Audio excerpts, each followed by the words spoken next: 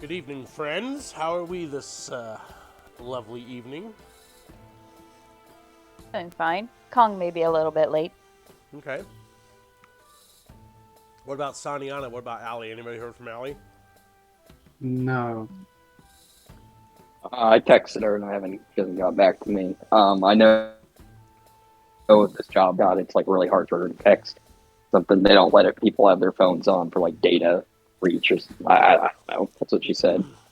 So if I hear from her, I'll let you know. You say it's a data breach? What is she doing? Some secret government shit? No, Is she CSI? it's something with security or there's like credit cards and they don't want like I am that's what that was like the abridged version. No problem. Or she's just like doesn't want to talk to me and she's like, yeah, I can't text you during this. No, we had a discussion on Discord last week or the week before that. When we start Dungeon the Mad Mage, she's going to be coming in a little late. She wants to play still. Don't get me wrong. She doesn't want to quit. And I don't want her to quit. Yeah. So she's going to come in a little later when she can. So we're just going to work things out with her, okay, guys? I don't want her quitting just because she's going to be an hour or so late for her session. So I told her we'll work it out, and that'll be fine. She can come in a little later and start playing. So, but anyway, for next week, it's Thanksgiving week, and so we're gonna have Monday's session, which is the Dragon Heist session, but we're not gonna do Spelljammer next Tuesday, okay? So we'll have just Monday session, which is Dragon Heist, and no Spelljammer. But tomorrow we'll have Spelljammer as long as everybody can do it. Okay. But next Tuesday we will not have Spelljammer. We won't do it again until the following Tuesday. Okay, just so everybody's aware, there won't be a Spelljammer. I was going to say I may not be able to make it to Spelljammer next week. I got family coming in, and so Tuesday's not going to work, so we're just not going to have a session Tuesday, but we're still going to do Dragon Heist Monday. Well, I was going to be working that Tuesday since we're closed Thanksgiving. I got you. So I can keep my 40 hours. I got you. All right. So, yeah, no Spelljammer next Tuesday. I'll let Daniel know tomorrow when we have Spelljammer tomorrow. No, we're not going to do that, so. But we'll have Dragon Heist. If he's showing up next week or tomorrow. Because he have his wife from last week. Haven't heard. So we'll see. I haven't heard from him either. What's up? So yeah, we'll see.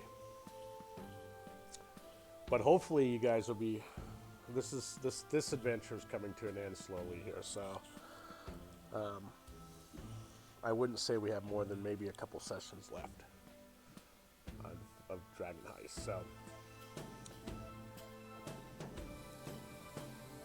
Kevin, you there? I'm here. There you are. All right. How you doing? I'm good. All Same right. old, same old. Cool. So, yeah. So, and around December, and I'm going to say this right now, I'm not taking a long December break like I normally do. So we will break for Christmas, because Christmas comes over the weekend. I don't know if everybody's going to be affected, because Monday's the 26th, so I have the day off because Christmas falls on the 25th, so we'll have the 26th off. But if you cannot play the 26th, that's fine. We should be in Dungeon of the Mad Mage by then. I'm looking ahead here, a month ahead. That typically I take, what, Kevin? I usually take 2 or 3 weeks off, I think, around that time. And I don't think I'm going to do that this year. I think we're going to try to play as much as we can through December. So my youngest daughter's out of high school, so all that stuff's over with. So she's no longer in high school, so all that's passed. So I don't need to worry about any of that stuff. So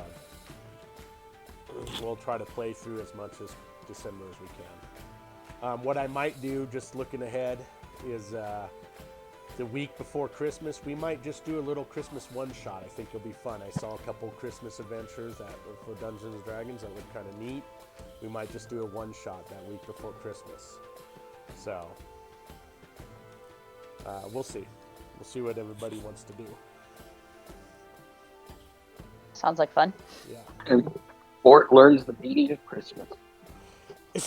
Yeah, and it's either going to be the nightmare before. It'll be the nightmare before Krampus, or it'll be like there's a really, really good one that actually sold a lot of good, and it's deals with the Christmas Carol with Scrooge and all that.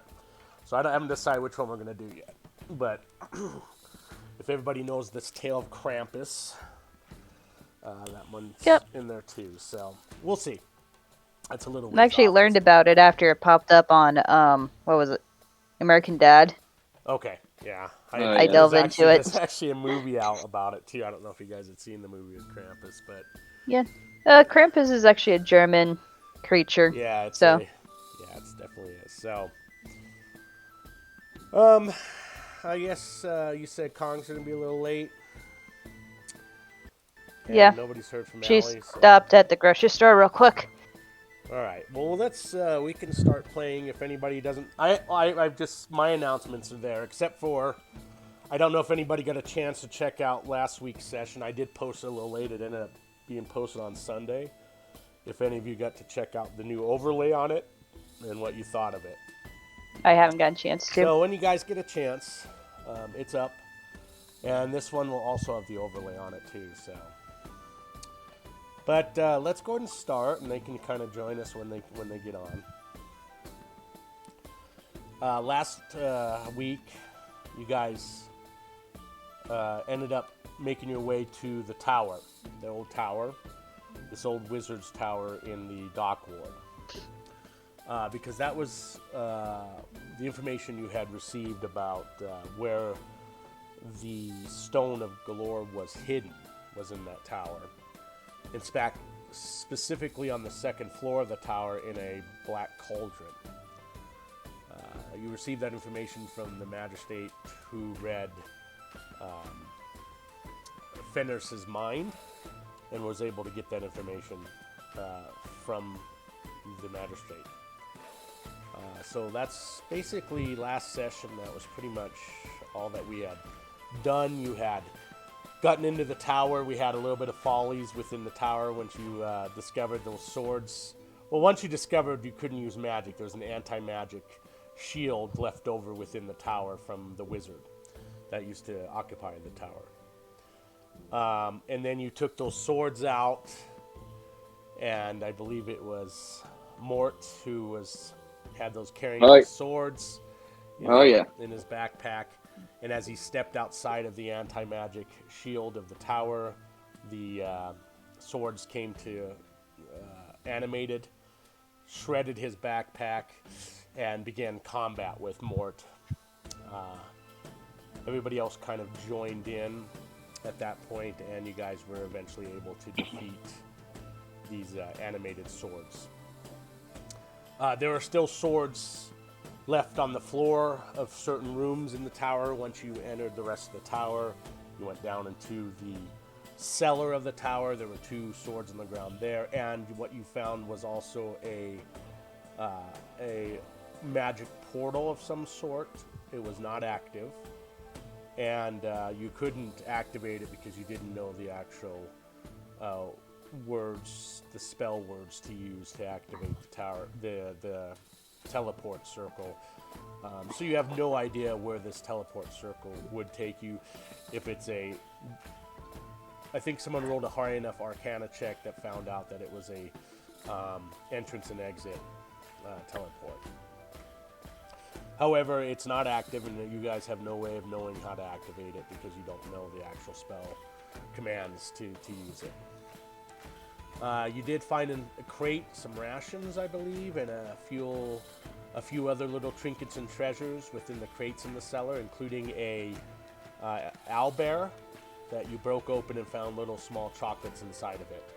The owlbear also had what looked to be little jade jewels for eyes on this little almost like paper mache statue that you broke apart, Mort, and discover those little balls of chocolate, which I believe Elena took the chocolates and was eating them, which then gained some hit points, some temporary hit points from it. Who else ate one of those? Bob Mog also against Bogmog, Bog that's Mog. right. He had the caramel one, and Yes. she had the orange cream one. That's right. So those temporary hit points will last you for 24 hours from the time that you had eaten them, which was about 2 in the afternoon. Once discovering there was nothing else down in the cellars, you guys proceeded to make your way up to the second floor, taking the stairs.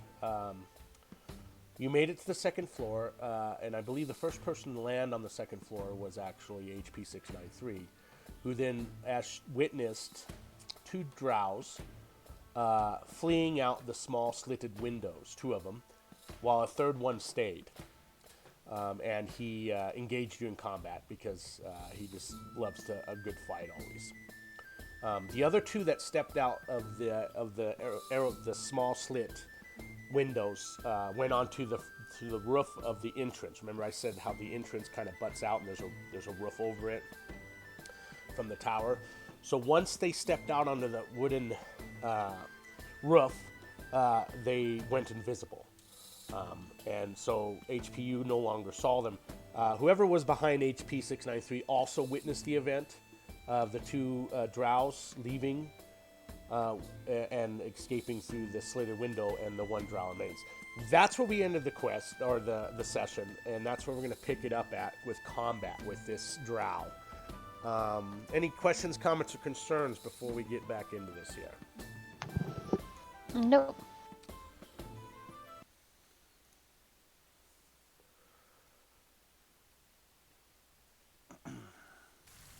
All right, tell me if you can't see the map. It should have loaded up. Or maybe still loading on your computer.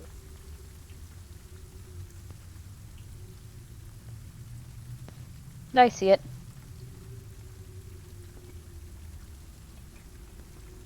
Okay, so I think everybody rolled initiatives and everybody should be in the turn order. Never forget I rolled poorly on initiative. So we've got the drow. And I might have a handout for the drow here. Let's see. Let's see what we got here.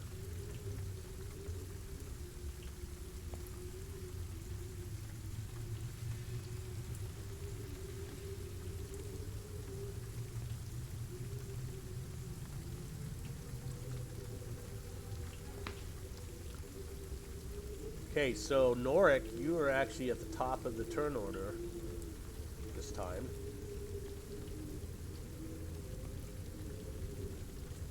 All right. I can't really move my guy anymore. Oh, okay. Let me move you. I'm going to put you... Oh, what the heck is going on here? Oh, let me ungroup first of all. I don't know why it's grouped up, but...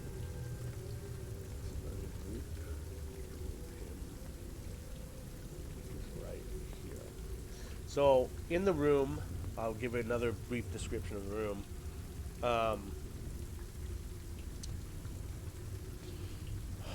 It's a 15-foot high ceiling that, and then you've got these small slitted windows, which the two drows escaped right here where I'm pinging at. So that's where the two are at. There's a spiral, the spiral staircase that ends on this floor. Each one of these, like little triangles, is a slitted window on the second floor. And this here is a cobblestone fireplace, which is burning, and also, which not burning like powerfully, it's more like smoldering. And there's a large black kettle hanging off of a bar that's hanging over this fire, black cauldron. So, and then of course, it's lit magically, so there's a continual flame spell within on all the wall sconces around at this location. And this here is obviously the drow that's looking for a good fight and stuck around while the other two escaped with it. Did they escape out the Did they escape out the window directly behind our drow opponent? Yeah, so they escaped. They escaped behind this window here. So I'm ping it. That one, okay. So that one there. And like I said, I know HP had witnessed it. I can't quite remember exactly the marching order who came up behind HP. I think it was Elena and Mort. So Elena and then Mort. Okay. So Elena witnessed the same thing HP did, and that was they had witnessed the two other drows escaping through the slitted window and out onto the roof, the wooden roof of the entrance of the first floor, and then disappearing in the rain. Like, not disappearing because you physically couldn't, like they disappeared in the heavy rain, they disappeared that looked to be like a magical invisibility spell, is what it seemed more like. Alright, so that starts the turn order with Norik. So we are in combat with Norik. Can you move now, Norik, or not? Yeah. Okay. No, I lied. You can. All right, let's go here. Let me see. Let me put you right. I think I'm stuck on the wall. There we go. There we go. How about that? Yep. Okay. All right. Well, here. So flying sword and Yeah, and so the flying swords they're just laying on the ground. These long swords. They are not animated. So the only combatant in the room right now is the drow.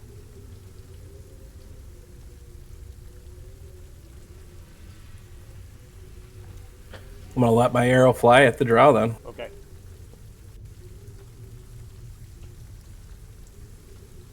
Yeah, so you let the arrow of the longbow fly out, and it just pierces him through his studded leather armor. Go and roll for your damage. Okay. 10 damage.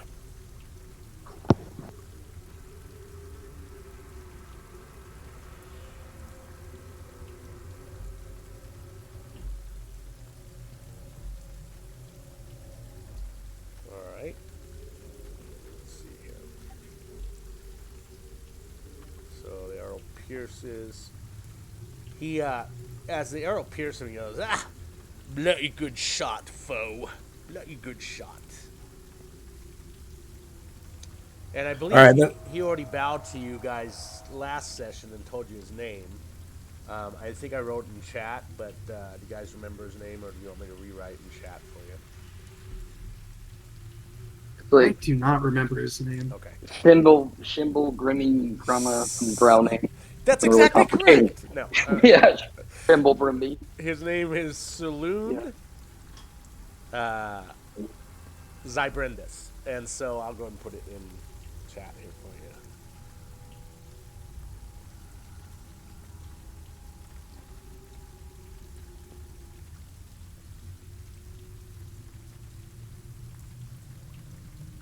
Okay.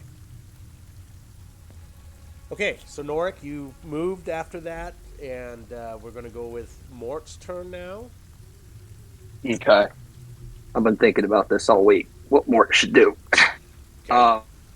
Yeah, you're kind of limited, right? Can Mort run up and grab? Yeah, yeah. And I don't really. He's not going to run up and try to fist fight this guy, but could he grab this sword off the ground and just like a fit of like panic, and like you throw can it at pick him? it up, and you want to throw it at him? Yeah, it's like the session 0 where the other elf was throwing tankards. The Mort's gonna. All right, so you pick up this longsword. Yeah. And so, what is your? Let's first talk about what is your strength. 10. 10. All right. So I'm going to let you throw this with using your strength as your modifier. So you're going to roll a d20 with your strength modifier, which I believe is 0, right? At level 10. Yeah, so just a d20. Yeah. So just roll me a d20 as you're trying to chuck this longsword at him. Just screaming, And this sword just it goes and then just kind of starts falling quickly within like 10 or 15 feet, and then you hear it just clank at his feet there, and he just looks down at it and goes, "Nice try, mate." It's over there now. Yeah, so it's it's at his feet here. So where's this longsword at? Are you standing on it? Yeah, okay. I'm gonna move it. I'm gonna move it right here. Yeah. Okay. Yeah. All right. Anything else, Doc? No, it's good for now. And so I think Elena just logged in. So can you hear us, Elena? Hello. Hi. All right. If you're ready, it's your turn. Any background or anything? No. Okay. I still have everything pulled up from last time, apparently.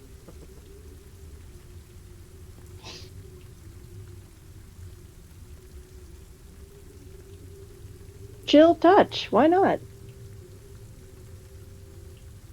What? Excuse me. Used a spell? Oh, right. Fucking anti-spell tower. I forgot about that part. So Yeah, I was you start doing the whole, I you forgot start saying anti-spell tower. your spell. Your spell commands are coming out of your mouth, and obviously just little fizzle things go from your fingers.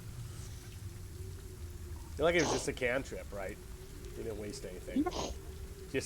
You're just kind of a little bit embarrassed.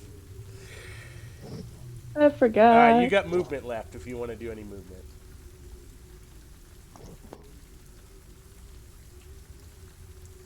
Run over here behind HP. Okay. Sanyana's not here yet, so we'll go ahead and skip her. Bogmog, you're up, dude.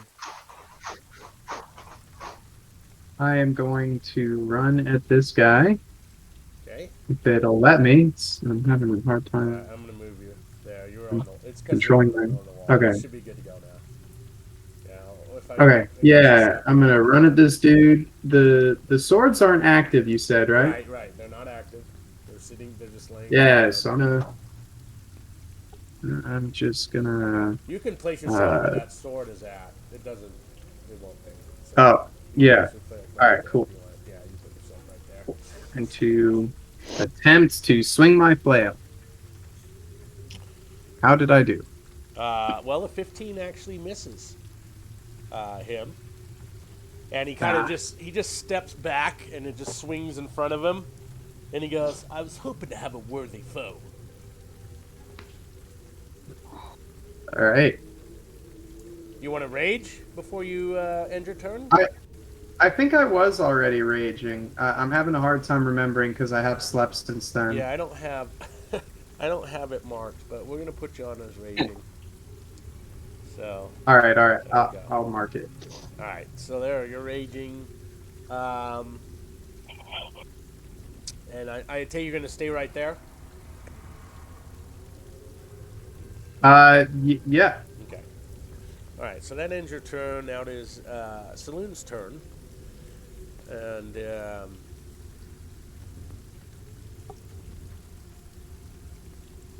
at this really quick.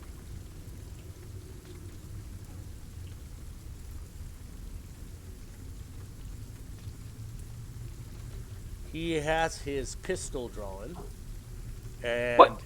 he fires He has it at what? He has a gun? Yeah. Oh my god. The first shot he attacks Mogbog, and the 12 misses, obviously. And it's poisonous? the ball goes flying past you. It just whizzes right past you, goes zoop, and then smashes into the wall back over here. As it hits the wall and kind of dents the stone and kind of sits inside the stone, you can see the poison kind of a cloud just appears and then kind of dissipates after it hit the wall there. With that, I believe he's going to end his turn. Let me look here and see if he gets anything.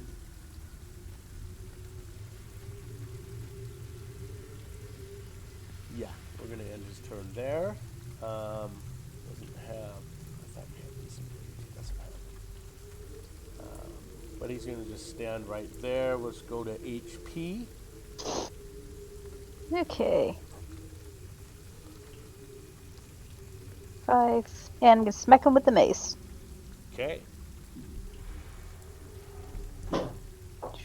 Make sure I don't have advantage turned on. Okay. Yeah, he's able to just kind of move diligently, like really heavy dexterous, and you're able to miss him with your mace completely. Okay. Let's make sure everybody's in the turn order. Okay, Norik, back to top of the order with you. All right, I'm going to step to here and take a shot at him. Okay. Fire another arrow at him, hitting him with a critical. And yes.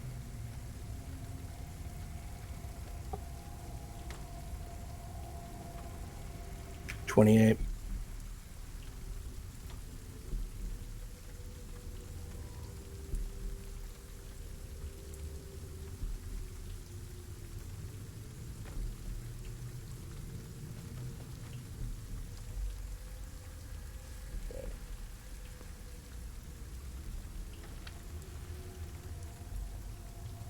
Yep, the arrow sticks. He's all, man.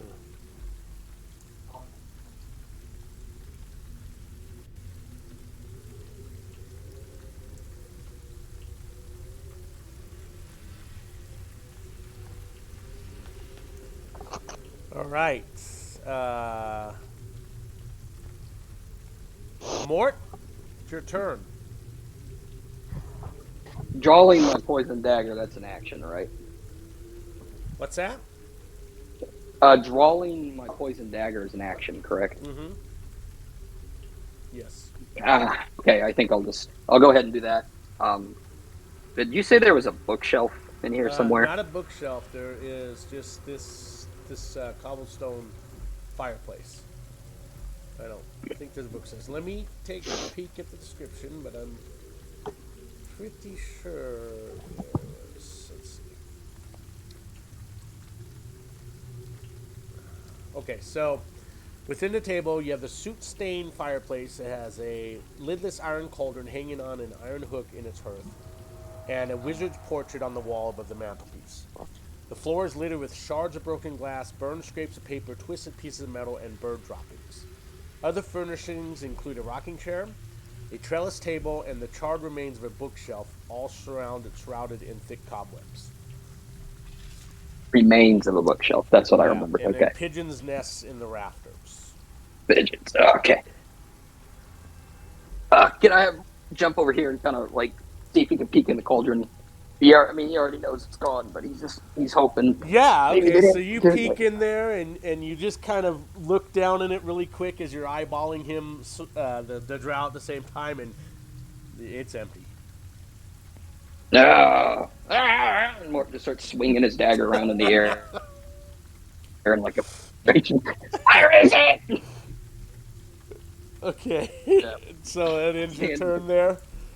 He's shouting, screaming at the drow. Where is Alright. it? Elena. I'm gonna knock an arrow.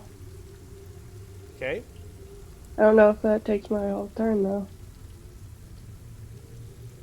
Alright, so you put an arrow in your bow and fired it off. Yeah. Okay. Yeah, the arrow goes whizzing by him and kind of smashes into the stone over here. Doesn't break, but just falls to the ground behind him. And he's like, come on now, come on, concentrate. We know sounding on. It's not here yet. Bogmog. Yes. I am once again going to swing my mace. Hang on. I thought it. Wait, you have a mace too? Not a mace. It's a.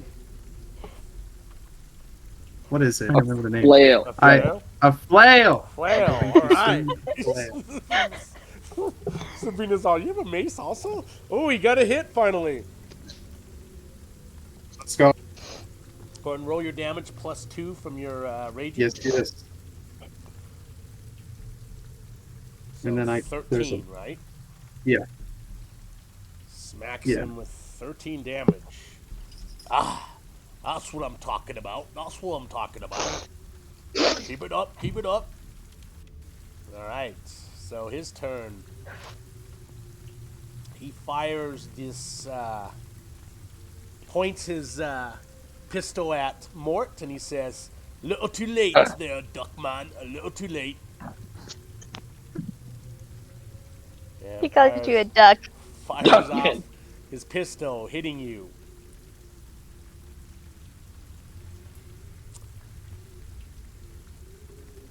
For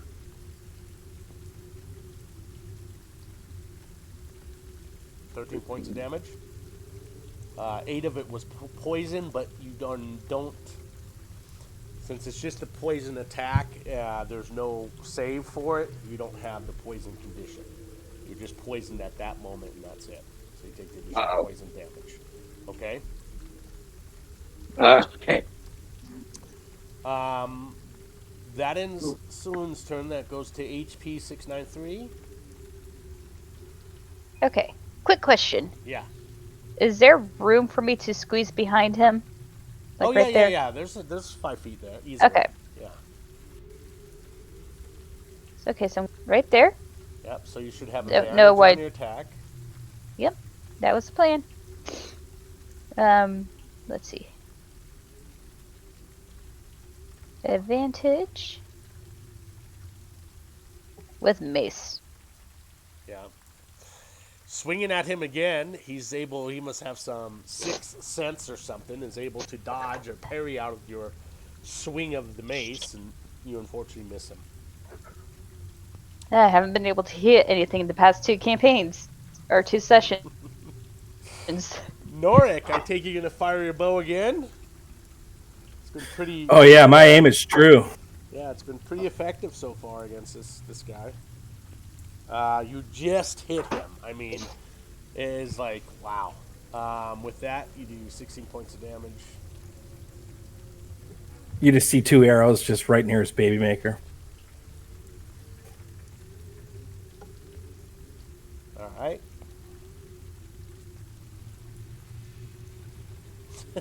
Doc, your turn. Baby maker.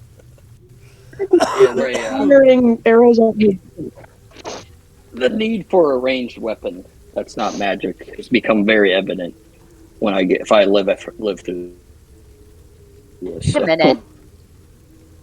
I think, So does that mean our +1 weapons are not +1 weapons in this building?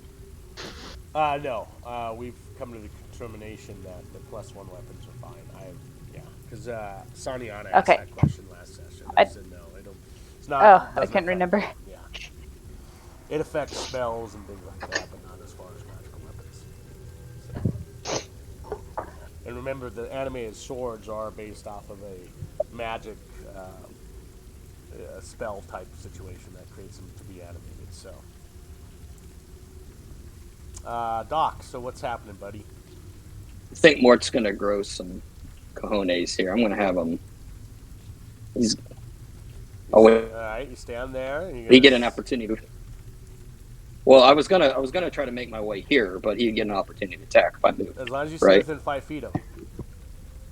So Okay. that whole move is within 5 feet. You're not moving outside here. 5 feet. Yeah, you're not moving outside 5 feet. Okay. I'm gonna go for it. I'm gonna have Mort swing his dagger. He's never done this. I don't even. Plan. Okay. So if you don't, do you have it set up in on your sheet? Yes. Okay. Yes. So you should be able just to click on that as an attack weapon. I don't know if it's very good. If not, then we can do it with the roll. But yeah, so unfortunately, as you swing, you just miss him within a foot of him. And he kind of looks at you and he says, you did better farther away. What's Mort see out this window? Can you look over his shoulder? Because I know. Yeah. So roll me a. I'll let you roll a perception check.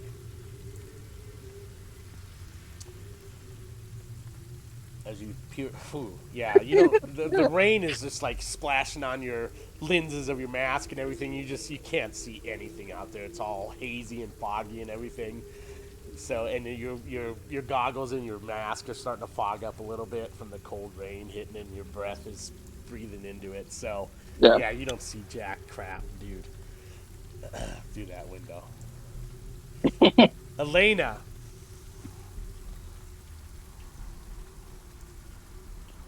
I'm gonna take a deep breath and focus and try and actually hit him with an arrow. Okay. Oh. 23 actually pierces him, hits him. Takes 9 points of piercing damage. Yay! He's got, he's starting to look like a pincushion a little bit. Involuntary. He's got 3 or 4 arrows sticking out of him at the moment. Do that. Thanks to you and Norik. Okay, Bogmog. You gotta try to hit him here, right? Oh, you hit him last time. That's right. So. Yep. See if you can get him again. All right, here we go again. He screams at him, hitting him. Okay. 6 points of bludgeoning damage. Yeah. It's 2 in a row for Bogmog. All right, it is now Saloon's turn, and he's going to turn, and he's just going to fire his pistol again at you, Mort. He seems to be picking on you for some reason. I don't know, maybe because you went to see if, something was in the... He hits you again. God. Oh yeah, Mort's down. 12 points of damage. You're down? Oh, I believe so, yeah. Oh, you went down. Yeah, you had 11, right? Hit points. Yeah. Oh boy. So, darn. All right. Don't. Nice stop. With that HP, you've got it down. You see out of the side of your eye or your peripheral vision. You see Mort just fall to the ground after the pistol was fired, and you heard it hit him. Went right into him, and he just collapses to the ground.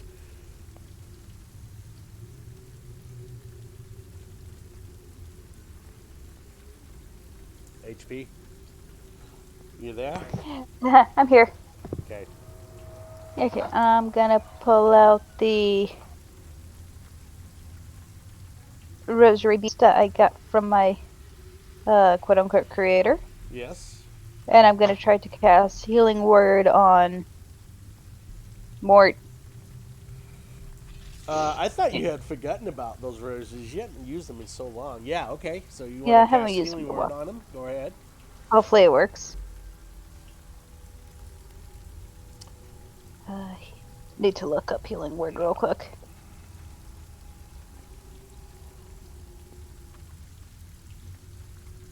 Healing word. So it's just regular healing word, right? We didn't do the mass healing word, I don't think. No, it didn't. It has the regular healing word. So it gains 1d4 plus your 1d4 spellcasting modifier. Yep. My spellcasting modifier is...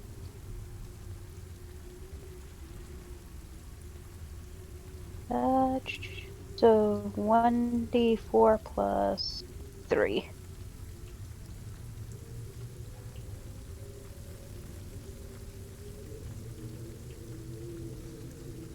So 6 points. So as soon as you like hit the ground, you like pop back up, like you know you're on your knees and everything, and healed up for 6 Or points. just looks at HP. He's like, I saw Helm. He was laughing at me. All right, so you're no longer unconscious, but you are prone at the moment.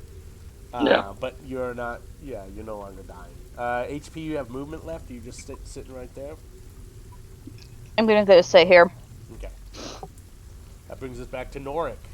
Come on, Norik, fire your bow. See what happens. It seems boring, but it's 18 hits. just fucking. Yeah.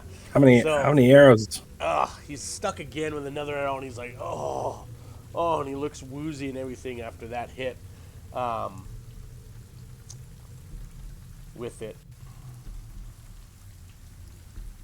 Tom, I can do this all day. All right. That ends, I believe, your turn. Doc? Yeah, Mort's gonna use his half his up. I think Icarus flew a little too close to the sun, so I'm gonna disengage right out of this. Okay. And 1, 2, 3, yeah. Well, you're not Yeah, he's kind of standing next to the door. You're not known to be doing, melee. I've had this poison dagger. I've never used it. It's like a movie where he gets like a weapon early on. It when the time is right. No, you used it on your monkey. Yeah. That's right. He was poofing one fucking shot. That's right. With the dagger. He's looking at the dagger like, you piece of junk. Now what are you doing? Just gonna stand there? Oh, what else can he do? Yeah. See, this is why it's good to get yourself at least a sling or something like that with some bullets. So you can use your sling from it. All right, Elena. Arrow time. I'm trying to emulate Norik and get another hit. Okay. Kind of match his stance a little. 21's a hit. Tell us how he died. How the last arrow pierced his body. Unlike Norik, I'm aiming for the upper torso. Okay. Area. It pierces through his lung because I managed to slip between a couple of ribs. Oh, okay, so as he's dying, he can't even catch his breath as he collapses to the ground. There are no other combatants in the room. He's the only one left with it, so... She's kind of hopping around like, I did it, I got him! She's all excited, jumping up and down. If you collect your arrows, whoever missed their arrows, you collect half your arrows back with it. So I think you missed once, Elena, so you get your one arrow back. I don't think, Norik, you missed it all, but you can collect them from the body, so get half your arrows back. So I think you shot 4. So that means you recover 2 arrows. I believe, Norik, if that sounds right. Good enough. Yeah, so he's dead, lying on the ground, blood surrounding a puddle of blood. Oh. He is wearing looks to be a really well-made drow-made boots. Of course, he's got a scimitar and a poisonous pistol, a flintlock pistol. He also, so he's got, and he also has his black studded leather armor, and he had a shield on the back of him that was on his back. Does anybody check the body out or anything, or grab anything off his body? Oh yeah. Mort's gonna run over and just start ripping him apart, looking for the stone. So you A hand more pistol. Yeah. So there's the pistol, scimitar. He has a pistol. As you're going through his goods, his clothing, his pockets, and everything, you find 4 packets of smoke powder and a pouch containing 18 pistol bullets. Oh my god. I feel really silly. I knew they were in Wild Space, Spelljammer, but I didn't know that they were in Waterdeep. They're in regular D&D too. They're in the pistols and everything. They're just under almost the same thing we use for Spelljammers. It's almost the same rules that are in regular D&D here. So yeah, most definitely are. Well, I don't want to take it. Does somebody else want? If no one else wants it, I'll take it. But I mean, this is pretty cool. So North, the only thing is that no one has.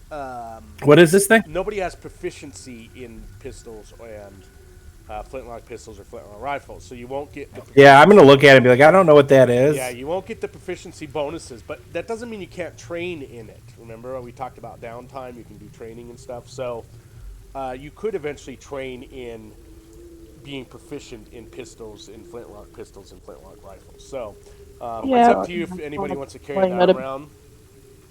Let me know and I'll give you the details to it. If not, if you're wanting to just sell it, that's fine too. Mort will take it. It's got a cap of bitch. He's gonna take it. Wow. Just in case we get any more anti-magic thing, you can be useful. But that's all that you find. Oh, and you find a letter, a letter, unsealed letter. Within it, it's kind of a little bit covered in blood from the arrows that have pierced his body, and then when I believe Mogbog hit him with his flail. So I think those are you the only 3 that did any type of damage on him. Unfortunately, HP and Mort weren't able to contact with it. But so you see an unsealed an unsealed letter within, and it's bloodstained from his blood. So you do find that on his person. Now, anybody want to do a perception check around the room or anything like that, or just leave it as is?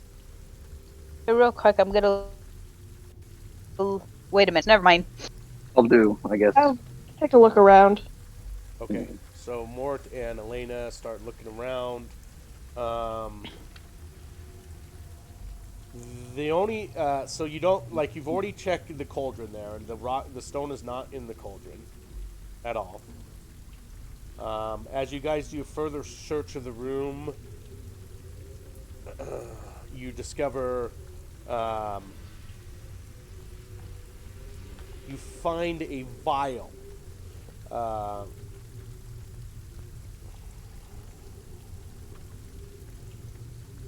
And this vial has a reddish, like a lot lighter, almost pinkish colored liquid in the vial.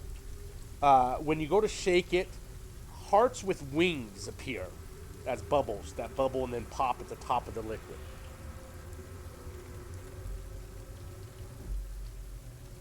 Hearts with wings. Yes. An Arcana check helped. What the fuck that means? Yeah, there's little white wings attached to the heart as bubbles as they bubble up to the top. Mort's proficiency in Mort's proficient in alchemy. Would he be able to? Probably sure, not. Go ahead and roll on your alchemy kit. I'm an herbalist, man. I don't know. Where in the hell is the I don't know. Don't you have it over on your tools, over on the left side of your character sheet? I do not have Reddit it when I bought it. He is All right, proficient, but so I think the herbalist kit was wisdom based. So, go and roll a d20 plus your wisdom. okay. Your wisdom Was modifier plus your proficiency. Are you proficient with that tool? Then add the +2 to the proficiency. I'm so it would be +5 with the wisdom. Yes. So 24 accumulates to the fact of the. It seems to be a mixed potion with the heart and the wings.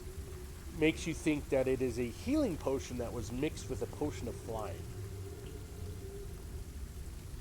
Oh, fly. Nort's gonna look at it and he's gonna like, or it could be like a really well-aged one. Okay. What? Risks mixing potions. More dream about himself up in the clouds, like flapping his wings, like flying around. So, okay. So that was that's the potion that you found, kind of strewn about inside the what debris are left in it. Now, here's the other thing: you still have these 2 other drows that have kind of escaped out and kind of went invisible. I think at this point, HP probably would have mentioned that, and same with Elena mentioned about that. So, what are you guys doing at this point?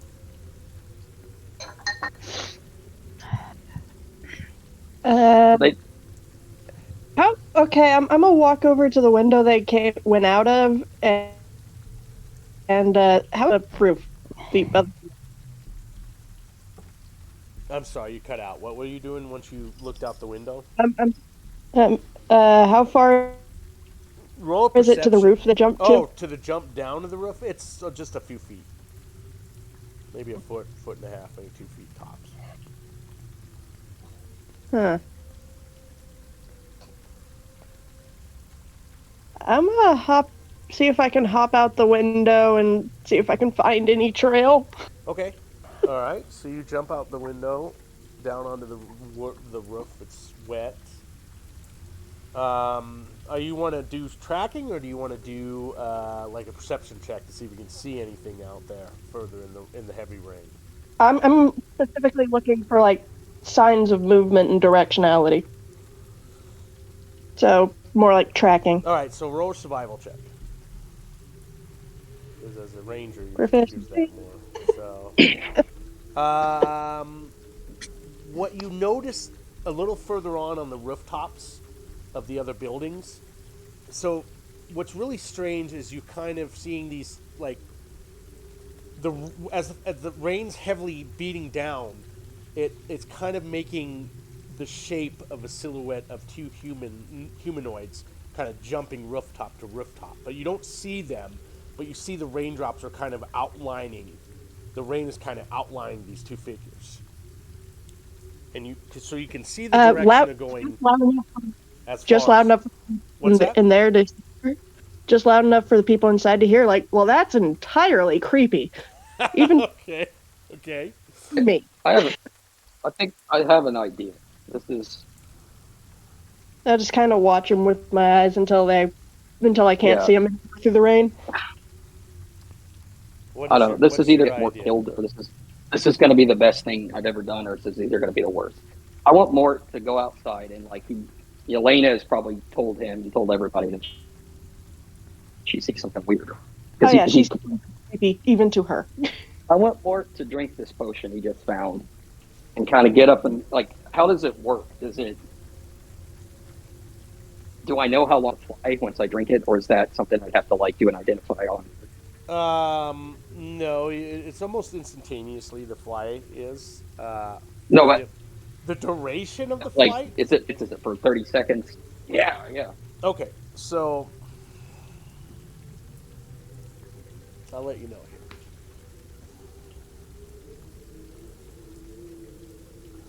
So, with an Arcana check, I'm just going to give it to you guys. This is you're able to fly for up to 10 minutes. Okay. Okay. Yes. With that, so you're gonna gulp that fucker down. Then is that what you're gonna do? Yes, and it should heal me Okay. too, right? Because I need. Yeah, it will heal you 2d4 plus 2. So unless if you take, well, let's say you take the full one with it. However,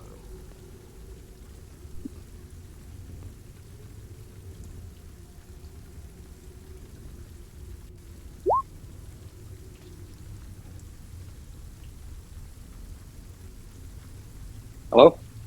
Hmm? Did he cut out? no, I'm right here. However, Yeah. Okay, so you drink it down and you're healed from it. So instead of, we're not in combat, so just roll me a 2d6 or 2d4 plus 2. So roll me that for your hit points. 2d4 plus 2. A whopping 3. you only rolled roll 1d4. What are you doing, buddy? 1d4 plus 2. That's No, not for a regular. 2d4 plus. Okay, Yeah. forget that I did that. I'm sorry. So Oh, whopping 6. yeah, so you've got 6 points Okay. healing, but you're able to. I mean, you kind of jump up and you're flying, so you're able to fly. Okay. Okay. I feel like we're not in combat, so he can just kind of pop off like a couple things, right? What do you mean pop off? So Like next thing I would have him do would be form a dread to get hit points. So it would be 1d10 plus 1, just so he had more healing. so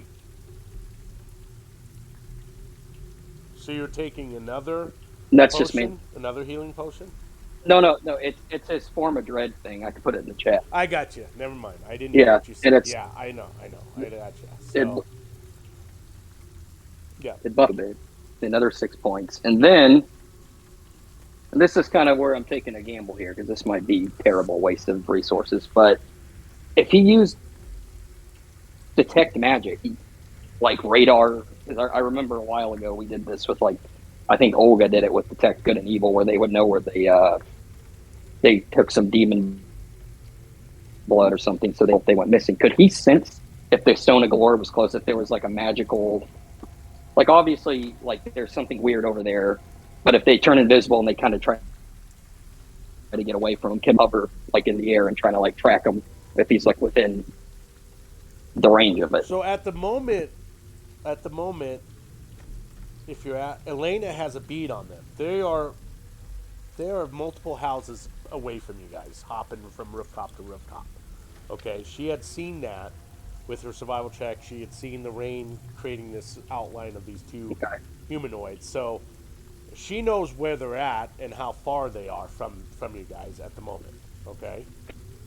Are they within range of an arrow? So on a longbow, what is it? 100 feet, 200 feet? What is the longbow distance where it becomes a disadvantage when fired? Who's got the longbow? I guess I can look it up.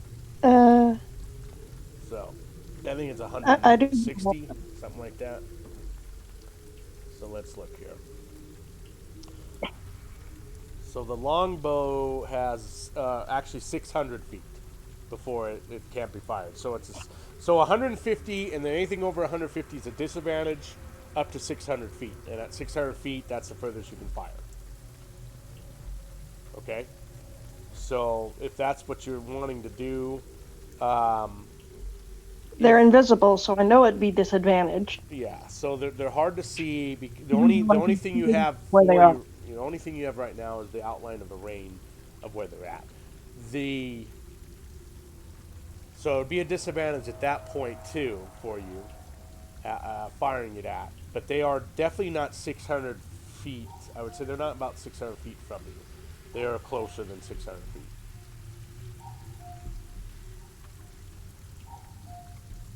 I'm just gonna call out. I'm taking a shot and fire. All right, roll an attack with disadvantage. Holy Holy shit! fuck! You actually hit one. I believe. Yes. Let me make sure, but I'm 99% sure you hit it. Let me pull up their character sheet.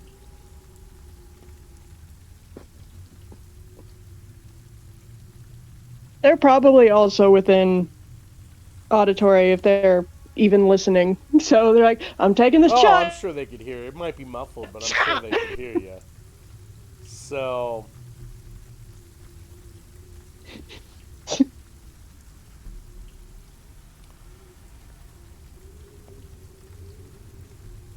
you most certainly did hit him.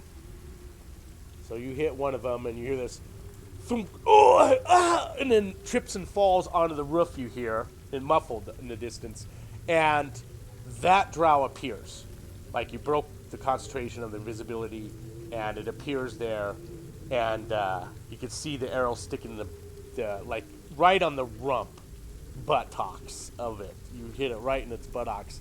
It's like it's trying to stand up and everything with this arrow sticking out, and you see the other silhouette outline of the other one kind of stop. They're no longer jumping on the thing from rooftop to rooftop. Like stop for the other one. Let us actually everybody roll initiative, but let us get us to the map here because we're gonna run off a count with you guys trying to catch up to these two.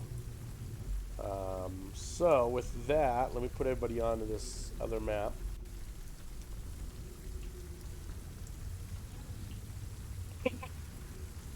Sure. I'm so proud of my little goth. All right. Tell me if you cannot see the map. It should be a bunch Oh of wow, rooftops. You should see nothing but a bunch of rooftops. Whoa. this is I intense. probably have to add my dark Wow. vision. Who's talking? Is that Oh Elena? boy. All right. Let me add your. Yep. So that's about what we're looking at, where the distance is from the tower, where you guys are at, about to where they're at on the rooftops here. So let me go ahead. I'll go ahead. Jesus. Everybody roll initiative. We'll get everybody in order here in a sec. Let me get Elena so she can see.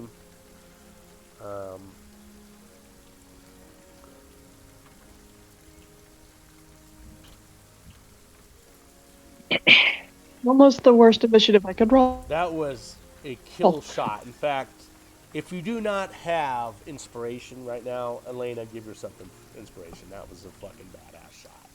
So, Yeah. Pretty cool. I am very proud of my little goth. Man. so 120, right, on her vision? Yep. Okay.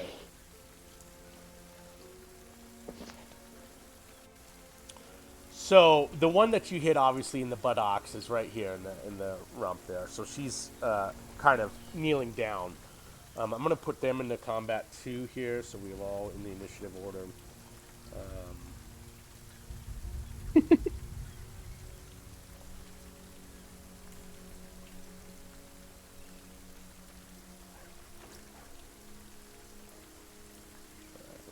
I'm going to clear everybody out here, and then we'll just re-add everybody.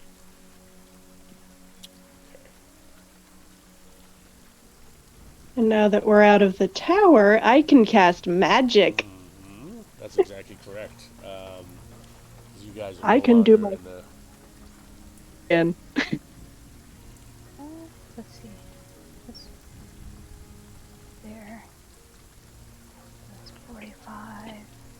Or re-rolling. No, I'll go and add anybody. Nobody needs to Oh, re-roll. okay, okay. I'll add everybody into the order. You guys already rolled, so I'm just going to add you guys. So...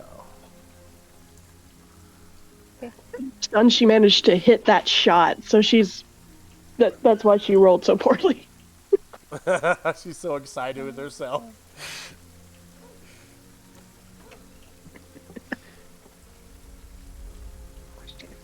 What spells do I have that could reach that far?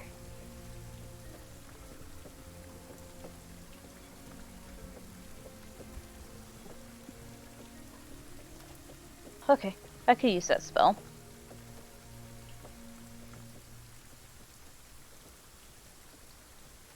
Okay, I think I have a plan of action.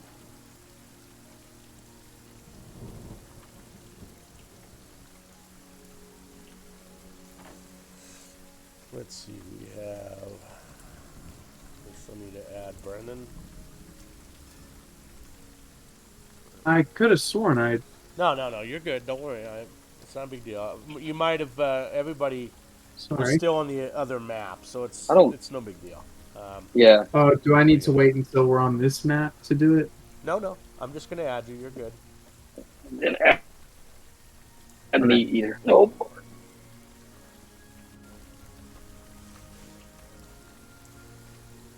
Yeah, I was whole hecting to be an actual really good chase, and fucking Elena pulls that, and wow, good shot. Yeah. So.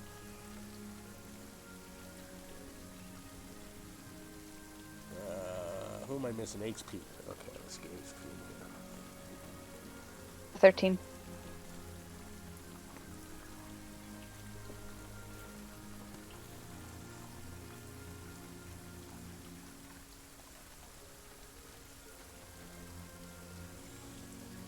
Nobody opened the sealed letter though at this point, right? I'm pretty sure you just have. No. Okay, because of all the excitement of. No, I think anyone's opened it yet. Of your youngest party No one. member able to pull that off. That was pretty cool. All right, so. Can't believe I did that. I'm excited. All right, so I've got everybody in order here. So it looks like Doc is going first. Okay. I think I have a plan here. This is going to seem a little anticlimactic now, but his flying speed is 60 feet. So I'm going to have him actually. He's a green goblin, just ah! And I kind of want him over here. Now, listen though, I kind of want him to duck. Like he can go up and down, right? He certainly can. Yes. Like kind of hover up and down. It's not just okay. I want him to hide, like duck down behind this building, so he's completely out of line of sight, and he's kind of hiding behind there. Okay. And as his action, I want him to pull out from the bag, kind of rummage around, and get his. I'm sorry, Sanyana's bag, and I'm going to have him get his wand of magic missile out. Okay. He's going to end his turn just kind of hovering down there, hiding. Okay. All right. So next up is Bogmog. So, I should just try and move up, right? Is he still raging? Now remember, yeah. No, he's probably. no longer raging because we were out of combat for that short amount of time. Now, Okay. Yeah. remember, so this area is street level. Okay, you guys are on a rooftop, obviously. So that's 10 feet down. Okay, 10 to 15 feet down to street level. Okay, so keep that in mind when you guys are doing whatever. If you're going to stay on the rooftops, at some point, this is 10 to 15 feet down to street level. So that takes climbing or jumping or whatever you're going to do. Just keep that in mind with that, okay? Well, Remember, it takes what was that? Sorry, I thought you were done. No. Please continue. I just wanted go ahead and tell me what you're going to say. And I was just going to remind you on climbing that it takes your movement up faster climbing than it does regular movement. So I'm gonna just get as close as I can make it in one turn, but okay, You could do a dash action, right? he certainly can. Yeah. Instead of using an action, he can use a dash action, which is an additional 30 feet. So if you want to do yes, that is what I would like to do. that. Okay. So at 55 feet, we'll put you right here, which is you don't have enough movement to climb down to the street level. You can try jumping that. That's a 10-foot jump. Okay, but I believe you're at 55 feet right here. Wasn't that what the arrow said on your measurement? So that doesn't give you enough movement to climb down or jump the gap here to this roof here. Okay.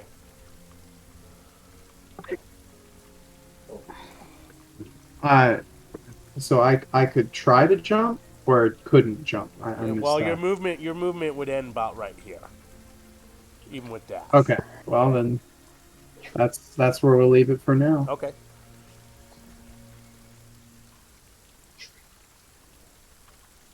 I can't my character. Can't move him. Did you put the right cursor back on? Try that. Yeah, the little arrow at the top of your There we toolbar. go. Yeah, make sure you're there. Okay. So Yeah. that ends your Yeah. turn. Thank you. Now that's with your dash. So unless you have Yep. rage left, you could go back into rage. I don't know if you have any rages left as a bonus action. I do. I've got all one right. left. Do you want to go into rage or not? Um, I don't really know the scoring yet, so I'm gonna hold off Okay. for now. All right. That brings us up to HP. Okay. I'm gonna move right here, take my movement, and the dark elf is in my line of sight, right? What is? The drow, this yeah, guy. This one here is definitely yours. That's the only one you can see.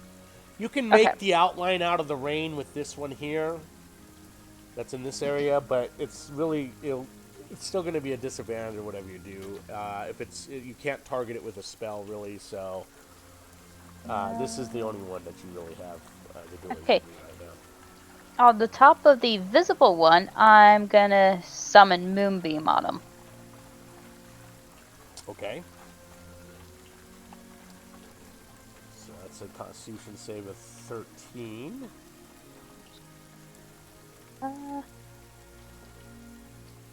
Let's see. Oops, wrong one. What's the radius? Okay, so... Okay, so it's 5 foot. Yeah. Radius.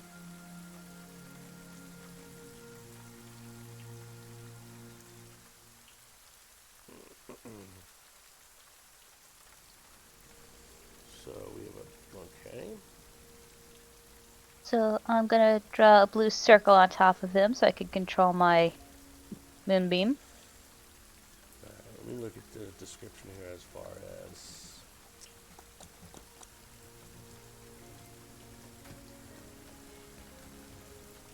This is your concentrating, 5 foot radius, 40 foot high cylinder.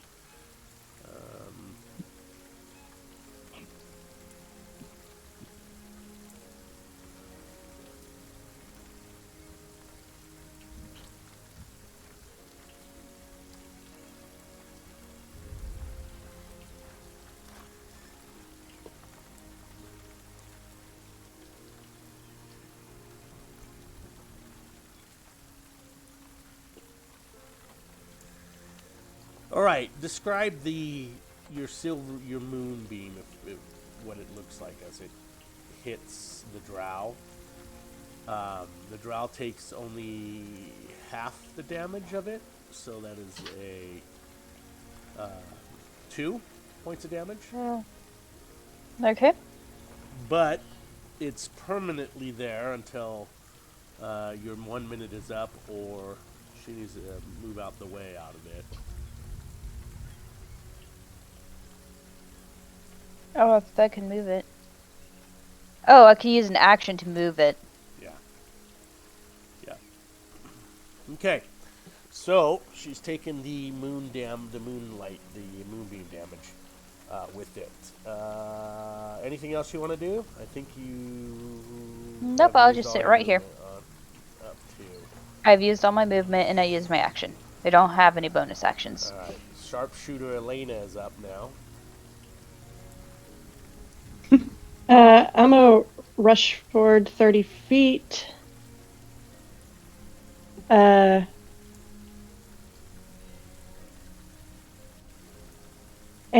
try and shoot the other silhouette with an arrow.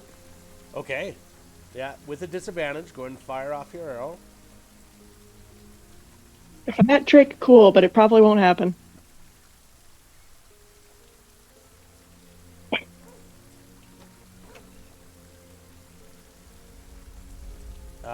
It's a 16? Yeah, it goes whizzing by.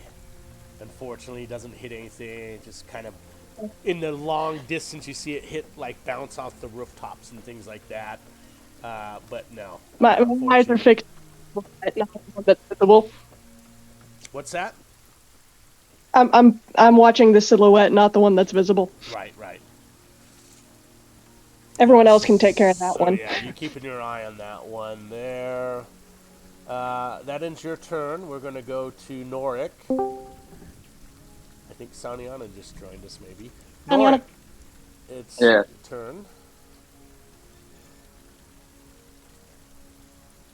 Was that Saniana, or did someone... It was, yeah.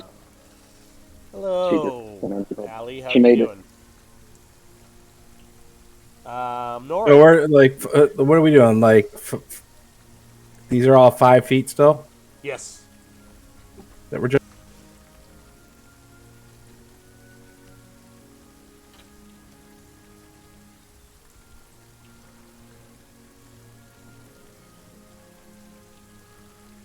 I'm gonna fire an arrow at this guy. Okay.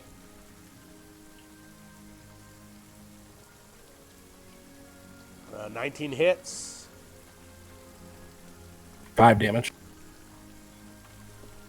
As it pierces her again, she cries out, "Oh, I don't think I can carry on." And you hear behind, "Get up now! Let's go! Get the stone! We gotta go turn the stone!"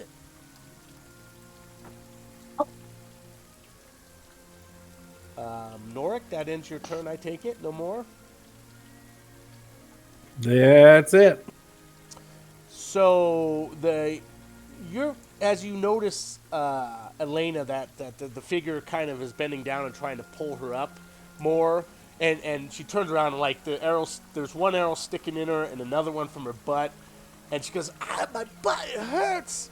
And you see it get pulled out, like invisibility pulled out of her ass, and she screams, "Ah!" So he, with that, you hear the flintlock pistol fire, and this one's at Mogbog, from the invisible figure that you can see, Elena. Let me bring that up here. But you all hear the shot of it, so you know the pistol's been fired. But let me bring up my...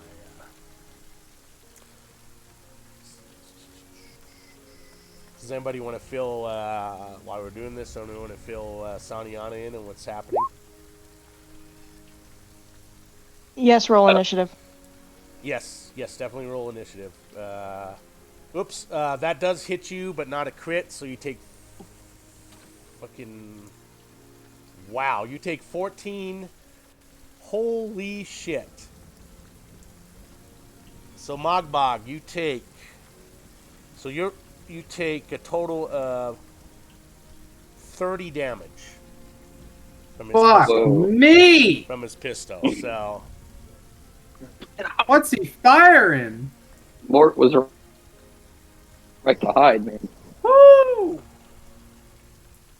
on the That poison, one on the hurted. poison, I rolled the highest number, or on the damage, I rolled the highest number you could roll. So I have fumbled on not raging. Oh all man. right. So this poisonous ball, smacks into you, hits you. Your blood starts to trickle where the ball fucking landed under your skin there, and you see this green, veiny stuff kind of attack your body and poison you. But you're not poisoned for a duration. You're just poisoned at that point in time. So let's see. So let me make sure that we've got Saniana in the turn order which she is. So she'll come around the next. Let's move her up. Who wants to go first between HP and Saniana on the next turn? Doesn't matter to me. Oh, yeah, it doesn't matter. All right, I'll just leave you guys how it is. So with that, the girl drow here stumbles upwards, and she's kind of shaking, and she's pointing the pistol over at HP. Oh, hold on, I'm reading the spell becomes damage when she starts her turn. This Doesn't she have in to the roll moonbeam. again? I think she has to roll again, right? It doesn't say if she has to or not. Okay, the area for the first time on turn, or ends the turn there, or first time on a turn, or starts engulfed in ghostly flames. Okay, yeah, they have to roll again. Constitution saving throw to see if it takes full damage or half damage. So 2d10.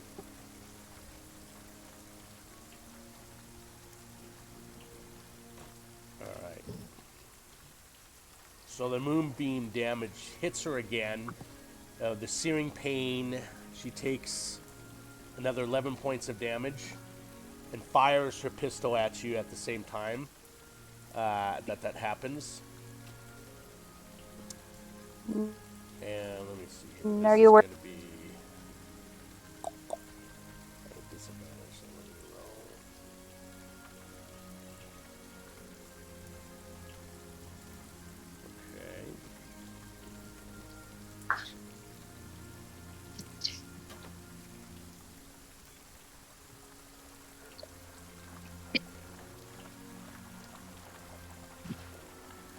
Okay. I do believe an 18 misses.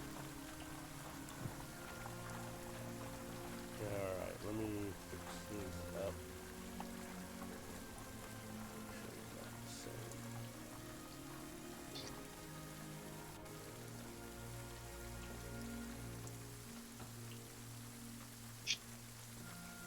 Okay. With that, let's see. That ends her turn. We go to Doc. Yes. I had a really funny idea. You know how I was joking? He's like the Green Goblin. What if I flew over to HP and got that necklace? Like it's like a pump. That necklace. Out am I? I don't know if it's that severe yet, but that would be really funny. I don't think you would do that because it would Yeah, disturb right, them right. possibly. I just had this like really visceral image. Okay, so Mort's gonna fly up. He's gonna hover just around here. It's gonna come. He's gonna take aim at this lady here. He's gonna. I want to cast Hex. I can put all these in the chat too if you need to look at the ranges. I think I got them all right. But I want to cast Hex on her and give her, I guess, a disadvantage on Constitution. Do you want me to put Hex in the chat? What's that range on Hex? Is it over I think 60? it's 90 feet. Yeah, then don't worry about it. Yeah, it's You have plenty. okay. It's far. So I'm gonna give her a disadvantage on Constitution, Okay. and then Mort's gonna aim his magic missile. He's gonna take a shot. So it's 3d4 plus 3, plus I get a 1d6 with Hex. And let me do that. All right. Let me look at Hold up. really quick 1d6 on it. So it's 11 in total. Okay. As the bolts hit her, And she's all wary or ready. She's trying to stay standing on this slick roof with her butt bleeding, and she's got another arrow on her side, and now a bunch of magic missiles hit her. And Mort's just gonna slink back into the alley. It's like a Mario character down the pipe. Just hover out of sight, just listen for his chance to pop out again. Okay. That ends your turn. Mogmog. You're gonna try to make that jump? I am going to fuck these fuckers up. Okay. What do I need to roll for to get across? So it's about a 10-foot jump to the roof here. I need I'm gonna need an athletics check. An athletics check. A little bit with disadvantage because the roof is very slick from the rain. I will tell you now, you need at least a 12 DC or higher to make it. All right. So 7 does That not. did not As you go succeed. to jump, you slip and kind of slide down the roof onto the ground, and you take 5 points of damage as bludgeoning damage as you hit the ground. I am struggling today. It's all because you're rage, man. All right. Yeah, bag fumbled. So you can climb. Yeah. So you still have movement left. You could probably climb up the 10 feet of that roof to get to the roof here. I'm gonna try try. right here. Try. What do I? So we'll let you climb up to the roof. So you're on that rooftop there. All right, so it's time to rage if I can still do that. Okay, so you go start raging. So is that your last rage until rest? Yep, that's it. All right.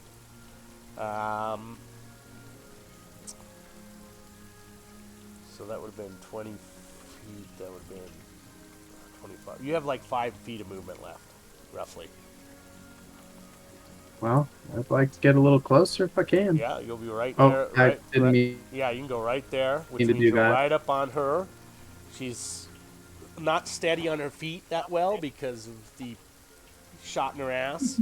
So she's pretty messed up from another arrow and also some magic missile. And so yeah, she's not doing so hot there. And she's being Okay. clipped with moonbeam. So you do have an action if you want to use your action. Yep. I desperately want to swing on this person. Yeah. How'd I do? 7 misses. 7 misses. Roll it. So. Well, right. Because you're rolling on an advantage on your sheet, so you can change that if you want. Just make it easier. For you. Yeah, I didn't mean to do that. Yeah, that's all right. So we're going to take the lower number, which is this one. So the 7, Yeah. 7 misses, unfortunately, even though she's pretty messed up. You still miss her. But that ends your turn. HP, it's now your turn. Is that moonbeam on the start of just her turn or also on your turn? I think it's just the start on her turn. It's on her turn or someone walks into it. it for the first. So you're concentrating. So what do you got going on? You're I'm moving? Yep, I'm moving. Can I cast another? You can cast another no, spell as long as it doesn't require a concentration. Okay. So.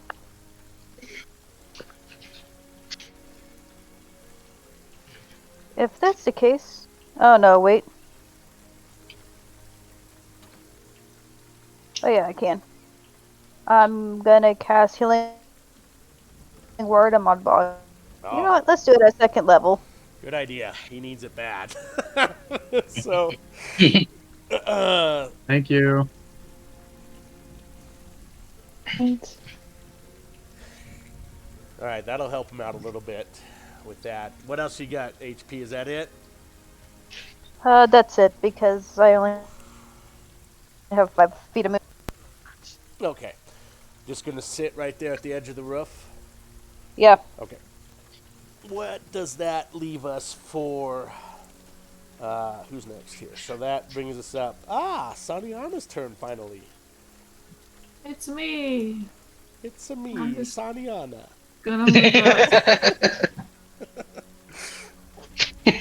Oh, mute.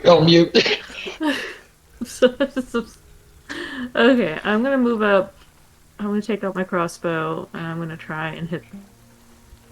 So the only one you visually see right now, other than what Elena sees, is the drow that's been shot in her ass. So she's the only one that's been beat up and is standing there. So go ahead and fire off your crossbow at her. Okay. That's a light crossbow? Yes. Okay. You should still have Make sure I'm on normal. I think you still have the right range for it. So Yeah, it's like ridiculous. 50 feet where you're at, so you should be good. 11 unfortunately misses as it flies past her into the, kind of bounces off the roofs further ahead. Doesn't really kind of stick in or anything. Got anything else, or is that where you're ending that right there? I think you got a little movement left. Nope, I'm good. Okay. I have no movement left. Oh, okay. That's right, you're a gnome. You only got 25. Elena! What you got going on? What are you doing?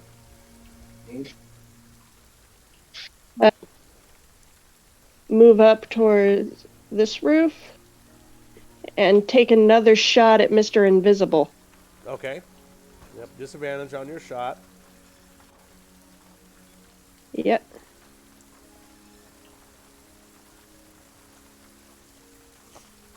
That's a hit Oh, this time. oh, Another really good roll. since I'm gonna mark him as my favorite foe. Okay. I went ahead and posted it. Mm-hmm.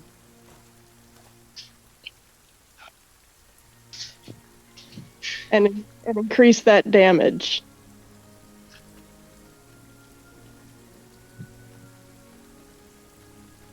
Okay, roll me an additional 1d4.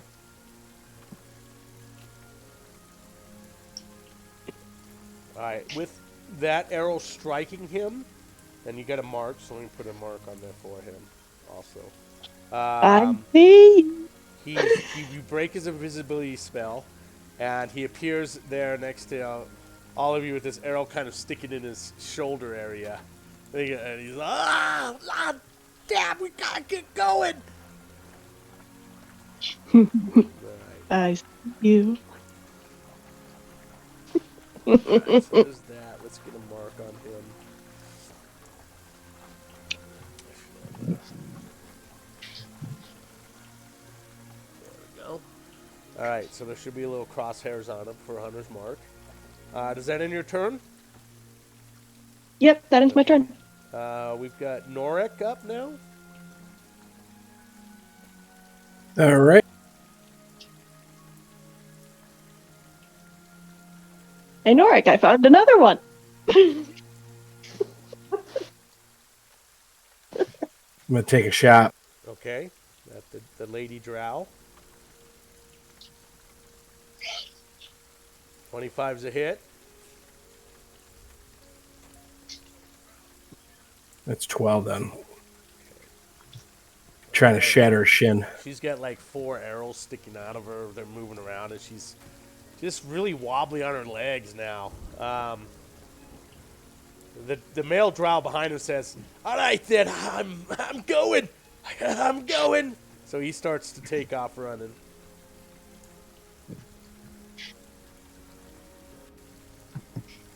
He ends up right to there, and she's yelling, "You bastard! You bastard! You leave me here to die!" And so it's her turn. She's gonna fire her pistol again at HP, hoping she gets another shot off before she dies.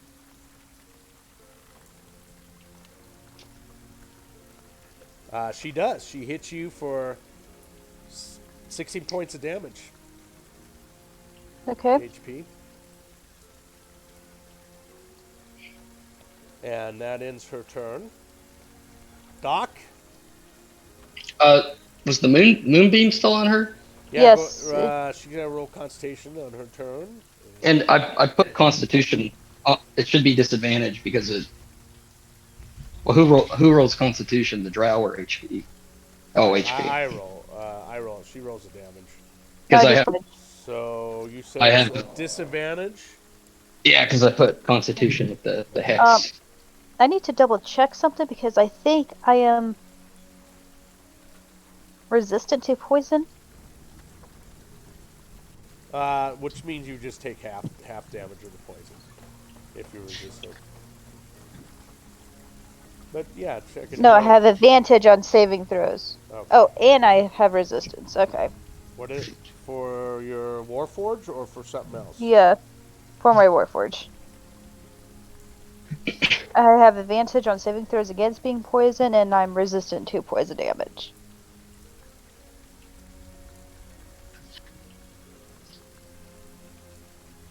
For poison. Okay. Alright, so just take the half damage on the poison. So it'll be 14. Doc, what are you doing?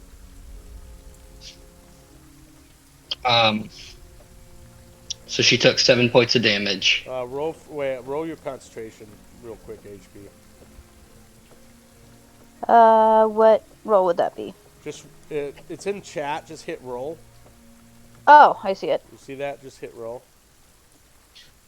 You need a DC of 10 or higher. It shouldn't be too hard for you. It's not letting me roll. All right. So take your D20 and roll. I believe your wisdom mod. I think is what it is for concentration. It could be your intelligence mod too. Let me make sure on that.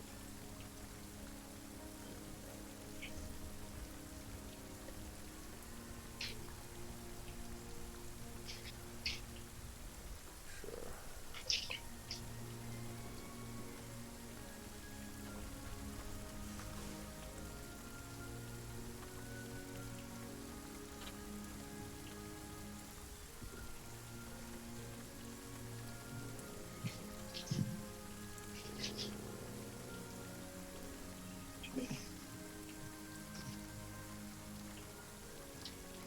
You need to make a Constitution saving throw.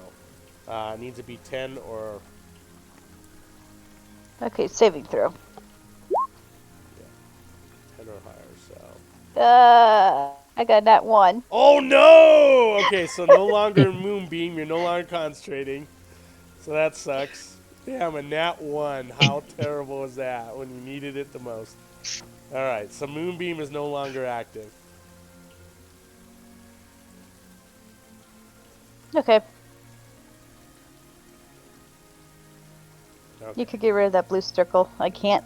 All right, I will look at this blue circle and get rid of it for you. All I could do is move it.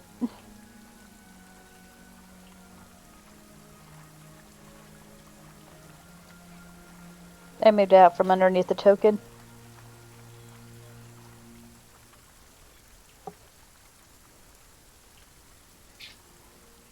Why am I not able to get rid of it? Oh, there we go. All right. Okay. So that ends that. Doc, what were you doing now? Yeah, I'm still flying. I'm changing my plan up a bit. Wait a minute. Yeah. I'm sorry. I went to use Boo to roll the nat 1.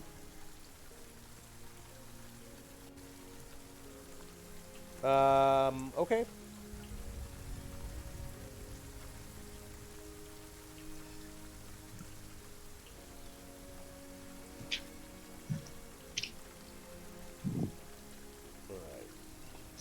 All right. 13.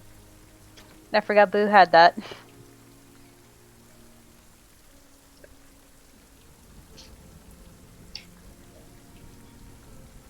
Okay. Boo is now all right, used up Doc, until what long are you rest. doing, buddy? All right. I'm gonna fly. That 60 feet. Fly here. And 5, 10, 15, 20. So that's 40. Take the hex off of this one, and I'm gonna use my bonus action. I'm gonna reapply it to him, and I want to give him a disadvantage on wisdom.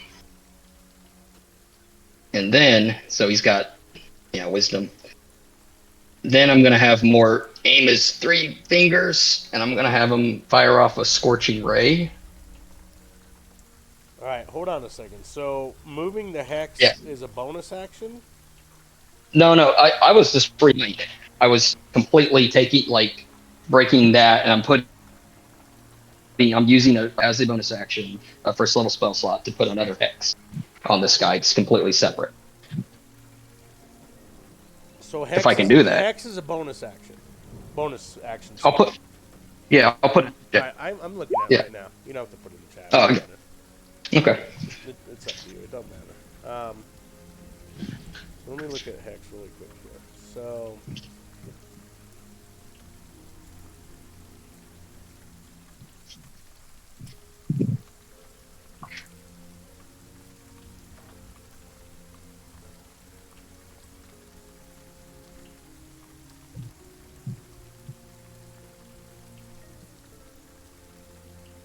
And you're using it as a first level spell? Right? Yes, hex. All right. Yes. How many slots do you have left? Because it doesn't look like it's keeping track of your slots. Got 2 left. Okay. All right, so you've re-hexed him. Yep. Okay. And that's a wisdom, disadvantage on wisdom. And I off my scorching ray. I don't know why I clicked on them. Scorching rays. This is kind of a. I think I have to click it 3 times because it's 3 different Yeah, and it's a spell attack. This one is. Isn't things. like. So push it into the chat. It's not like Yeah, magic missile. You've got a range. I know. Okay. Yep. Okay. So hopefully we can get some hit. There's 1, 2. Damn. Jesus Christ, you guys. Jesus. My goodness. Wow. What's the damage? Omnipotent being and just starts. Yeah. There's just like omega beams coming out of Mort. Okay, and so I click on each individual 2d6. one for the to get This someone. one does 2d6 down. Oh, 2d6. Okay. So you want me to roll that 3 different times?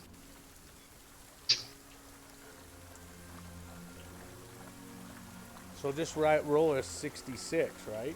A 66. All right. Yeah. That'll be your total there, I believe. It's 2d6, right? Well, I'll do the hex separate. Yeah. And then he's got a little hex, which is a 1d6.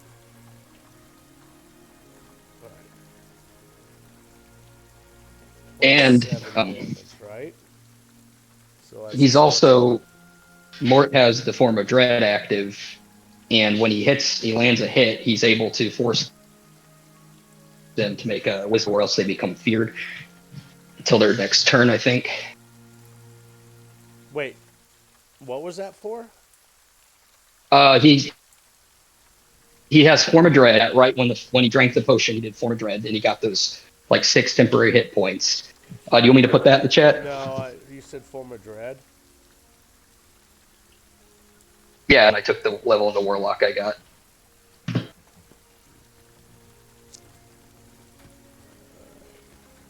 Because you already put it in the chat.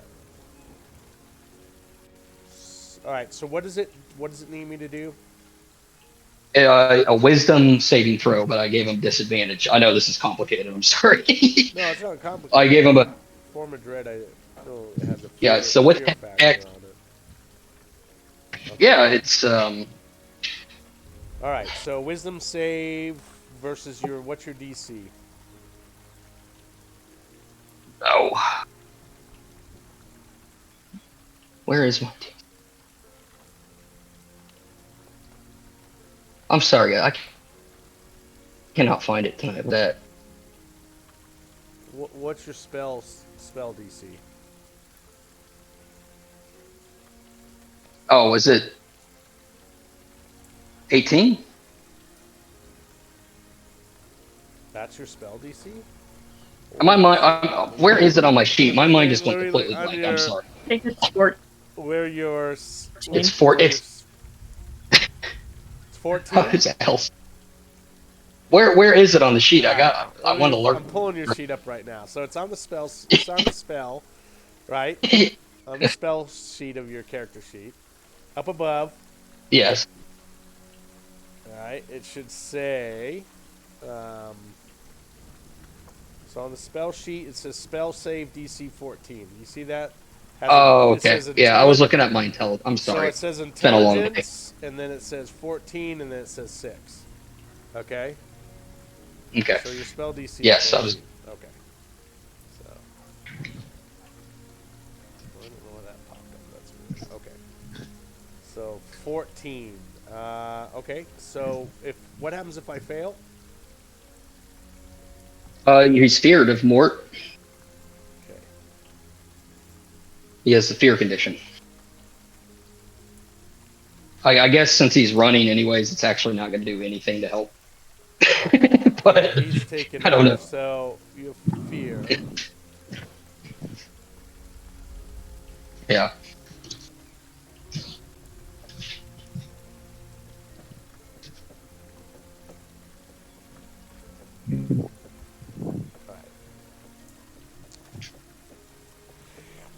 All right. Anything else, Mort? No, that's all from the peanut factory. So he's fearful of Mort. All right. Bogmog. Yes, yes. I roll.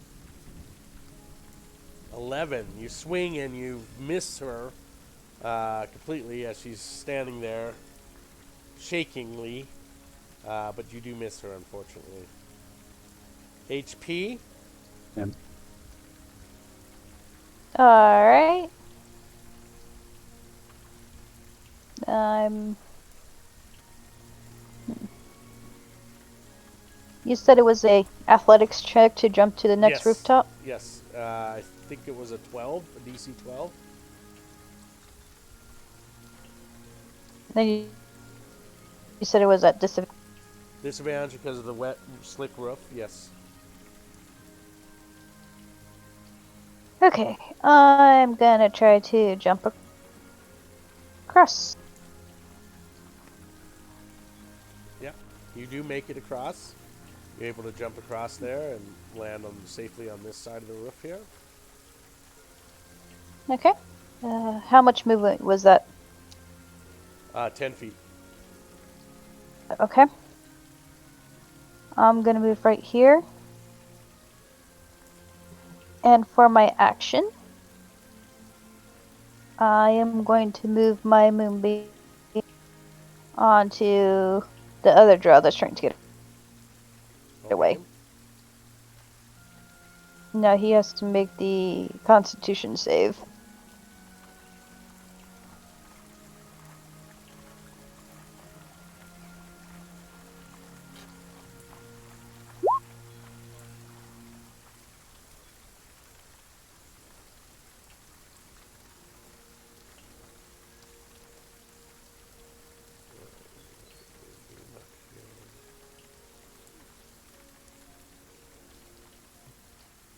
Okay, 13. So takes 8 points of damage.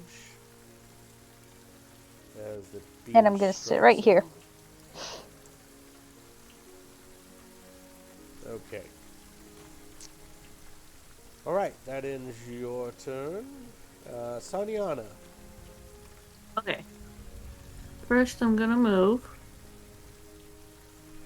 Oops, not there. Right here. And then, can I see the other drow thingy from where I am? I wasn't sure. I'm not sure how we're doing thing. So you have, what, 60 feet of vision? Yeah. And night vision, dark vision. So it's not dark, but the rain is really making it harder to see. You can make him out, though, in 60 feet. It's just the visibility is not good with it. So if I were to shoot at him, would that be a disadvantage? No, we haven't been running disadvantages on that right now. It's not heavy enough rain. Okay. So Well, then I'm gonna take a shot. See if I miss him. 13, a bolt just goes blazing past him. Sticks in a roof somewhere further down. Okay, I tried. With it. Okay.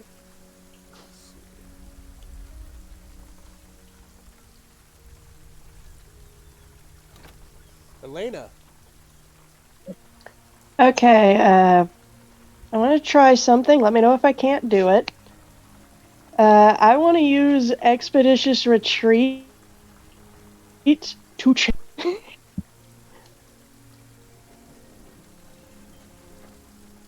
it allows me to kind of dash as a bonus action. Yeah. Okay. But I don't know if that's after the round after I cast or not. Or it would be on this round. So this is a bonus action. So as soon as you finish casting your next, whatever your spell is, you could keep taking the dash action. So if you want to move now, you can. And then cast your spell. Is that what you want to do?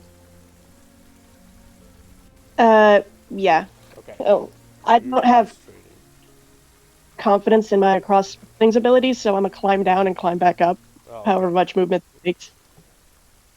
All right, so you're at 20 feet of movement from climbing up, climbing down. So yeah, so you're at. Let's see, where are we at right there?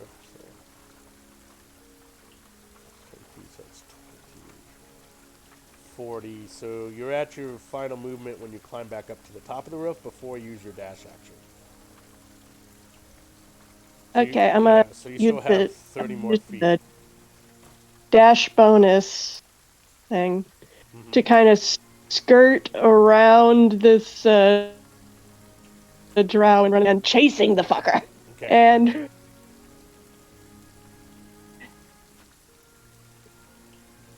but I still have an action to fire You still have an action left because this an is arrow. all part of your spell for the bonus action of Expeditious Retreat. So Okay, you still okay, have. let me actually use the spell then. Since that worked, I'll actually use the spell.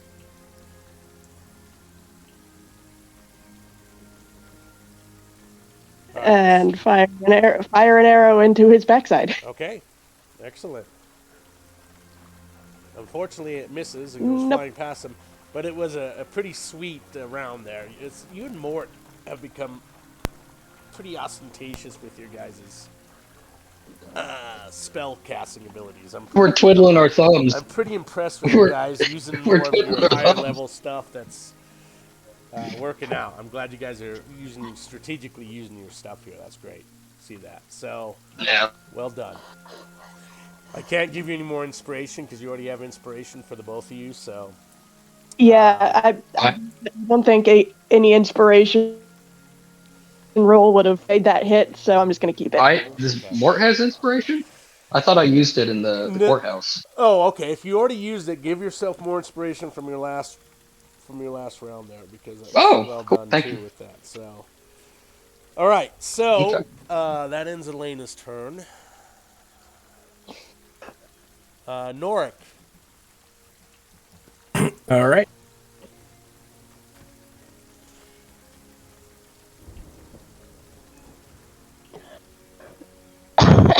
Fire right at. Another arrow over at this guy that's running, the drow that's running away. I don't know if he's going to make it. Okay, that's another hit. 16. Another arrow pierces into his body as he's trying to run. Stumbles a little bit as the arrow hits him, but he's still on his feet trying to run away from you guys. That ends your turn, Norik, then. It is now his turn, so he is taking off. Oh. He has to take damage. He's got to roll first. Right? Yeah, he could roll, but if he succeeds, it's still half damage. Alright, so 18? Holy cow! Alright. They shouldn't be running. Roll, man. Alright. So he only takes half damage, thank goodness, but that is an incredible roll. Oh. Finish him, HP. Alright, so. Like, stop resisting! Let me see if he's going to turn and fire at you here.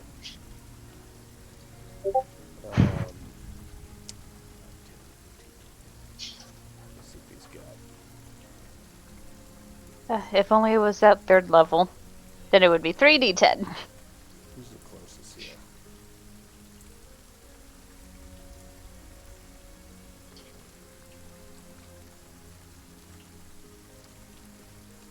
So let's see what it is.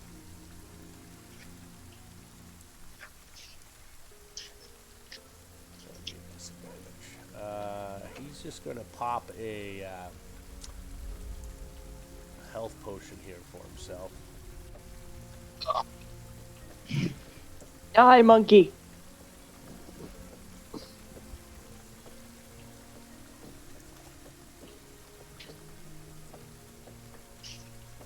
Okay. And you see him guzzle down a health potion as he's still running.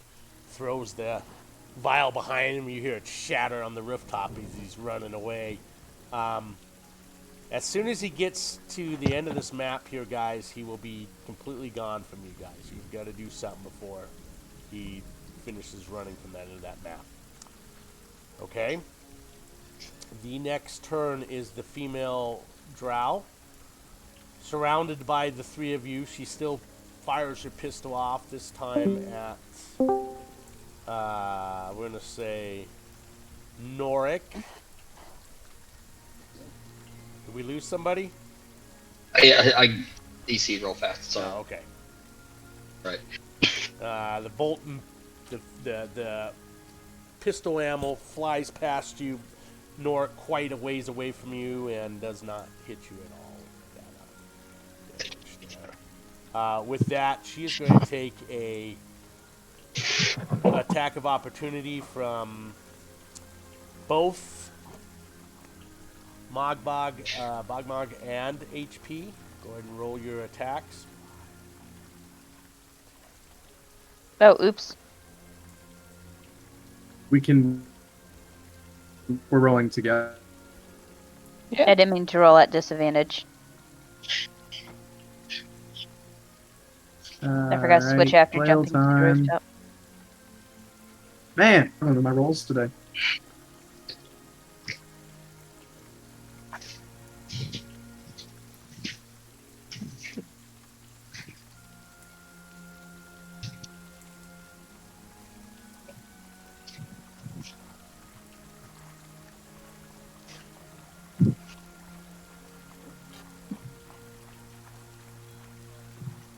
You're still rolling disadvantage. Yeah, I accidentally rolled on disadvantage. Click on I your forgot to take mace it off for when I your- jumped. Alright, click on your mace for damage. Your mace +1. My mace? There's 8 points of damage as she's trying to skedaddle out of there. With that, you're going to use a melee attack. She ran past you. Lena,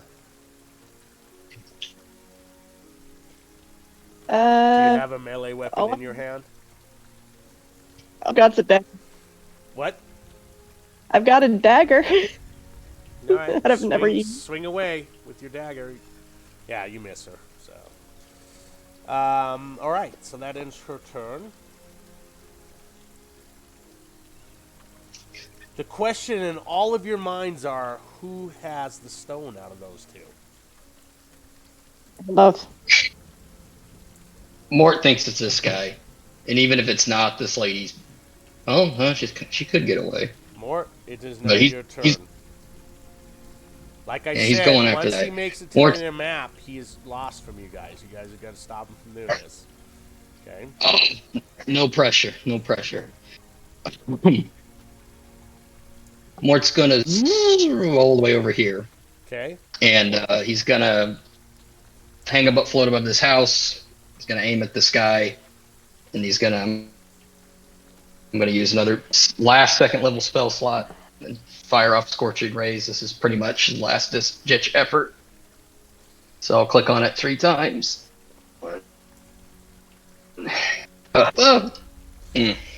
So the last 2 spells of Scorching Ray smack into him. The first Okay. one does not. It goes buzzing by him, the Scorching Ray flame does. But the last 2 do hit him. So roll me, what is it, 46? 46. Yeah. To 46, plus I have Yep, plus add all your bonuses. Hex still on him. so Do you want me to do that's- 5d6? Yep. Okay, 5d6. Whoa! Oh, Jesus, nice hit. Scorching Ray hits him. He is stumbling around as he's trying to run.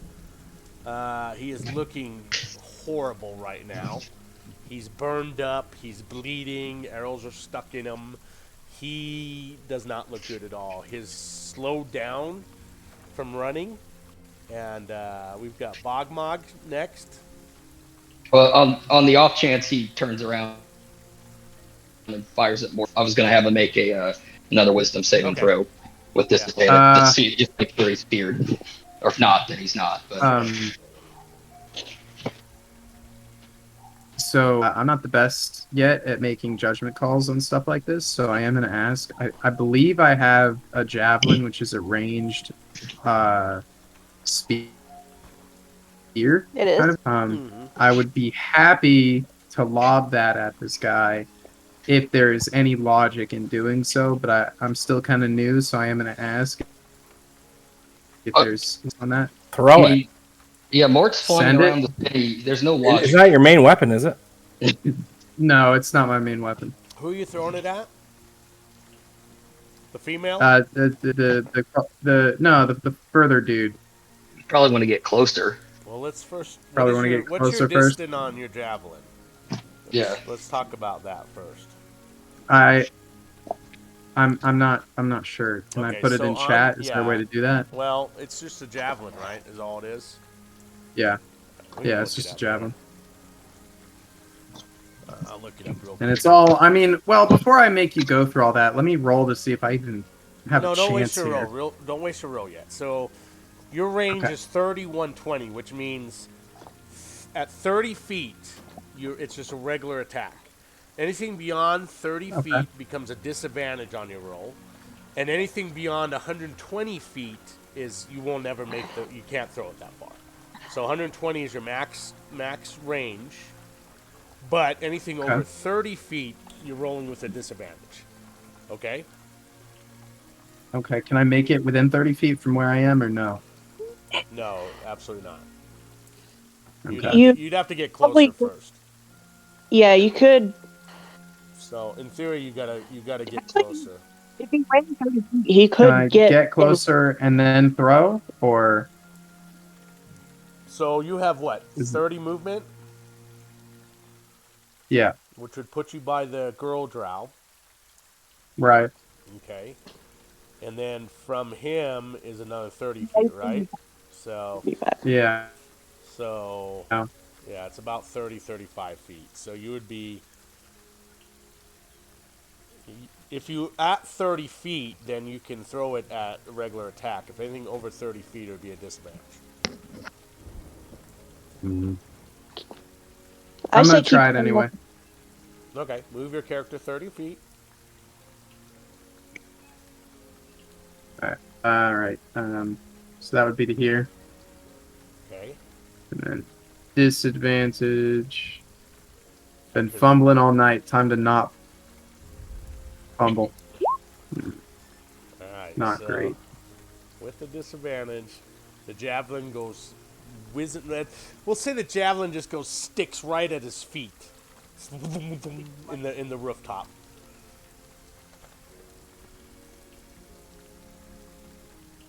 It's a good effort. Yeah, it's a good idea. All right, that ends your turn. We're gonna go to HP. What you doing, HP?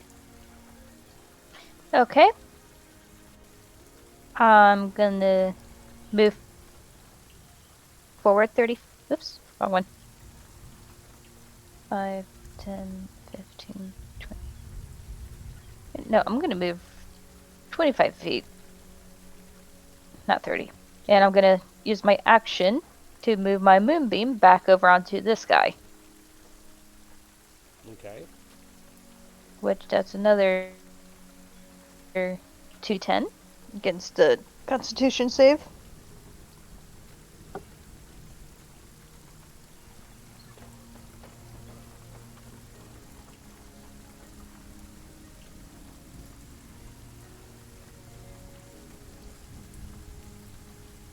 Damage. Tell us how he died. He just bursts into these white flames and he's just a pile of dust now. So, as he's like blowing apart, you see pieces flying everywhere. You see like a rock stone thing goes flying out from him. And let me roll this to make sure this works. So. Yeah, so you see this stone go tumbling fucking down this chimney. Directly, like, it's going around the rim of the chimney and then just whoop, down the chimney there. And there is smoke coming out of this chimneys because people are heating their homes. So,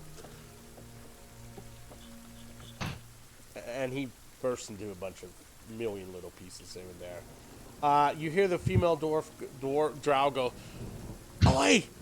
The bloody stone, you bloody bastard!" Alright, so that Yeah, I ends stopped him. HP's turn. We're on Saniana. Alright. This should be going to attempt to jump this. Here, at least you don't have disadvantage from the mirror. Roll me an athletics check with disadvantage. Yep. Should be. You can do it!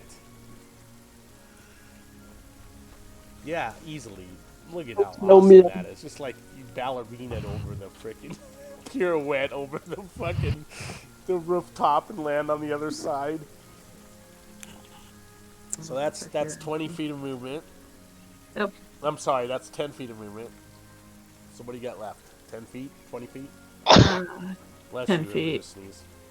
So I Thank you. move there. I knew it was a Zabrina sneeze. And then I'll take a shot at what's her face. Her name is Falect, if you're wondering. I'll put it in chat. She's gonna be what's her face. Nope. Although she didn't have any introductions to you. You guys took these drows out pretty good. These are elites. I got lucky. Yeah, That actually, the 12 zizzes by them. You're not very good lucky with that crossbow tonight. That bolt does. Nope. I'm better at close range. Yeah, I just can't get to her. Thunk, it lands somewhere beyond her on the rooftop. That ends your turn. So we're on Elena.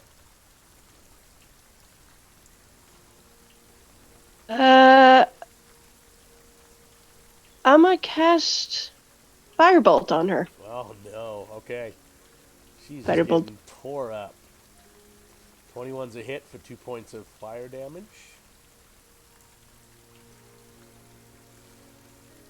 Christ, you're hitting everything with the kitchen And for sink! fun, info.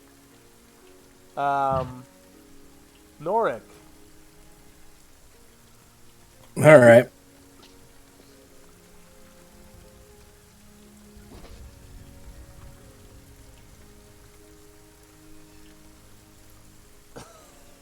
Everybody's moving into her.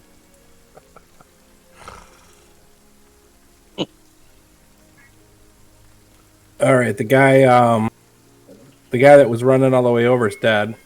Yeah, This is the last one. So he's in about 1,000 pieces.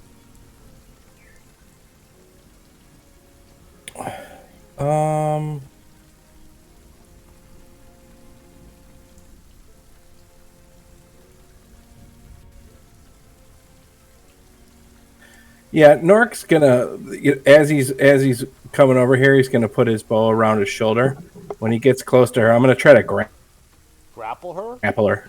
Okay. Yeah. It's strength versus strength, so let me check. Go ahead and roll your strength.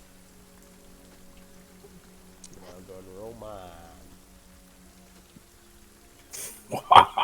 Oh, God, forget about it. Yeah, you Just gonna wrap her up like a full Nelson and just bring her to the ground. Yeah, you easily grapple her. She's no resistance whatsoever. She rolled a fucking 10, so she's all. You grapple her. Her pistol drops to the ground, and you've got her grappled, and she's kneeling, both knees on the ground. She goes, "You got me.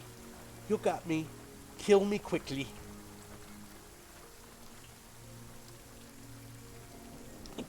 All right, what are you guys doing? So you've got her grappled. The other person's dead.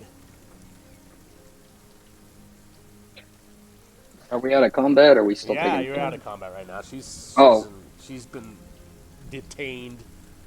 She's I in need someone persuasive to help me out with something. Full Nelson. Climb.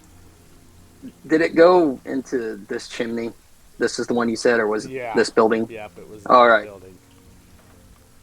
That's Mort's all gonna Mort zip, cares zip, zoom, about, like- is that goddamn Yeah, hitting oh, yeah, that he doesn't goddamn stone. What's this building? Can you tell what it is? Like by It's a looking at it, or the residential. windows? It's a residential flat. It's an apartment. There's several people that live in it. There's I'm Are gonna there- get down. On Are there? Sorry, And, are there windows? What's that? I'm gonna get down off the roof and kind of approach the door. Okay.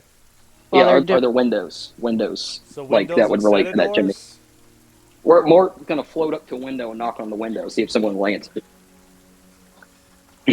Yeah, you knock on Like one he's of the hovering out windows in the there, middle. and they're They've got a like, few minutes.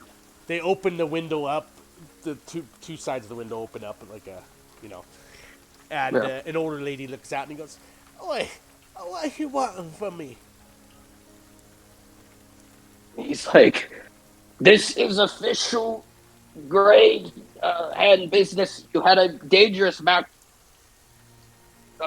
artifact fall down your chimney. I need to get it, or anyone else can touch it. It fell down your chimney." She's all, "What? What are you saying?" He's just like, May I come in?" She's all, It's like raining. "No, I don't have any porridge." It's like, oh, can he get in? Is she gonna let him in if he like tries to step into the Give me place? a persuasion check, I feel like doing it with the. or you could do. I'll do it with the inspiration. Not. Okay. Nah, he's not gonna beat up an old woman. Not Mort. I'll do. That's like the line, I think. All right, he'll do. That's the line. advantage persuasion. Yeah. Okay. All right, I'm gonna use my inspiration to see if I can sweet talk her. All right. Roll me Oh. a No. persuasion. Yeah, I was 10. I don't want any. I don't need any. But you're selling. Go away. What can he see in there? Can he see the And, damn chimney? No, it's up above, so it's hard to see in the room. So the window's But this- probably. This What's this that? wasn't even the right. This wasn't even the right room. No, it wasn't even the right house, Oh, the right apartment. So I thought it was. I we'll wanted go to to done Elena that. because Okay. Elena's down at the doorway down here. The doorway is a common door that opens into like a common room where there's different, like there's 4 different apartments inside this house. All right, so that doorway leads to like a common room. There's a staircase that leads up to the 2 apartments on the second floor, and then there's 2 apartments on the ground floor.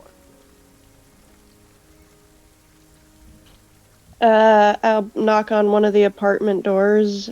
On the ground floor? Yeah. All right, so do you want to knock on the east or the west side apartment doors? The west side. All right. You knock on there, and a little old lady peeks through the door. Yes? Do I know you? I'm sorry to bother you, ma'am, but something fell down your chimney that we really need. My chimney? For- My chimney got... We have a fire going in it. There's no way that... No way. But you could Yes, come ma'am. in. She lets you into her little hovel of an Well, if apartment. I And, the fire's going pretty good in the fireplace. With it, if you want to do an investigation check, throw me an investigation check in the fire. And she's pouring you a cup of tea, and she's asking if you want, 2 or 3 lumps of sugar in it and things like that. She's getting out these stale biscuits for you and everything. And you're kind of poking through the fire with her little poker, and you don't see the stone is not in the fireplace there. And as you turn around, she hands you this hot, steaming cup of tea, and these little stale cookie biscuits are on the little saucer of what she handed you, or the saucer of the little tea. I was given food. Shit. I can't turn. What about you, Mort? What's going on with you while she's sipping her tea with yeah. the older lady? I guess I'll go to. Which. I can't tell in conjunction which the chimney went down, which home it's connected No, to. because you're not exactly sure what the interior of the houses, the apartments are with. But I the can- fireplaces are. Can tell it's this door on either. He's just moving around looking. Is there a door on one of these sides? There's an entrance over here too, where this little gable's at here. So there's an entrance over here, right there. Yeah. Okay. I'll go knock on that door. That's another common door, so that door leads into like a common room, and then you've got the 2 apartments. You've got one on the east and one on the west, and then you got a staircase that leads up to the 2nd floor. Now, you can hear inside an older lady that's like sparking up conversation with Elena in there while they're drinking tea, their hot cup of tea. Oh, so I could see. Can I see Elena? The door's closed, but you can hear her voice. You know it's her. Oh, okay. Okay, I was gonna see if she found it. I guess I'll go up to one of the doors and try to knock it on it. See if I can So, talk to the door. you want to knock on the west door or the east door? Wow, I guess. I don't know. The west door first. So you knock on the west door, and a little old lady opens it. Oh, goody, I got more company. Come. And she grabs you by the hand and pulls you in. I kind of shake my head. I kind of shake my head. Elena's sitting in a chair sipping tea with her and eating a biscuit. We're going to cut over to I use Norik. mage hand and like rummage around. Yeah, you rummage okay. around in the fireplace. You don't find anything. Norik, what are you doing with her as you got her detained? We don't need any information out of these people, do we? That's up to you. Well, we could figure out what gang they're from. All right, I guess. So, do you guys want to tie this lunatic up, or do you want me to just toss her off the roof? I could put her to sleep. Yeah, put her to like sleep by tying her up while I'm holding her. Give her a fucking wallop over the head or something, but don't kill her. Okay, I'm gonna cast sleep so we could tie her up properly.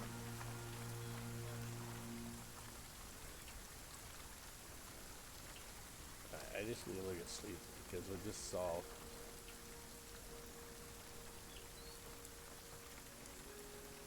Alright, so 20 feet of a point you choose within range. So that means that Norik and also Mogbog would be affected by this 20-foot thing asleep. But you got to roll your 5d8 to see for sure, because that determines the amount of hit points for each of the spell could affect. It was 26. 26. Is what I rolled. So it would affect. Let's see here.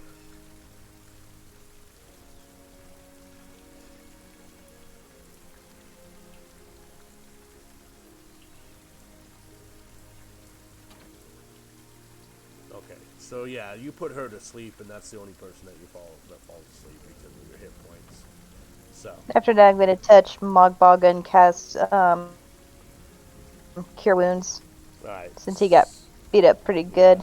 She falls asleep, drops her weapons. They're all laying at the ground. She just has a rapier and that pistol that she has on there. We'll cut back to Mort and Elena, unless you got Samiana something you want to do. No. Come over here and start tickling her. Tickle torture. Okay. I'm good watching them. You're just having fun watching them put her to sleep and dude. All right, so Mort, you're in this room. Yeah, Bogmug, you get 13 healing. So use mage hand scrouted around her fireplace in the fire that's burning there. There's just a tea kettle above the fire, but you don't find your mage hand does not find the stone in there at all. And Elena's like rolls her eyes. I could have told you that. Basically, she already checked it. So now you guys are stuck talking to her. He's gonna storm older lady. the other door. What's that? He's not talking. He's just gonna storm out. He's He doesn't storm care. out. He's getting As impatient. the older lady watches, she goes, "Some people, they're so rude, right?" And she looks at Elena. This is fantastic. Completely gone at this point. What's that?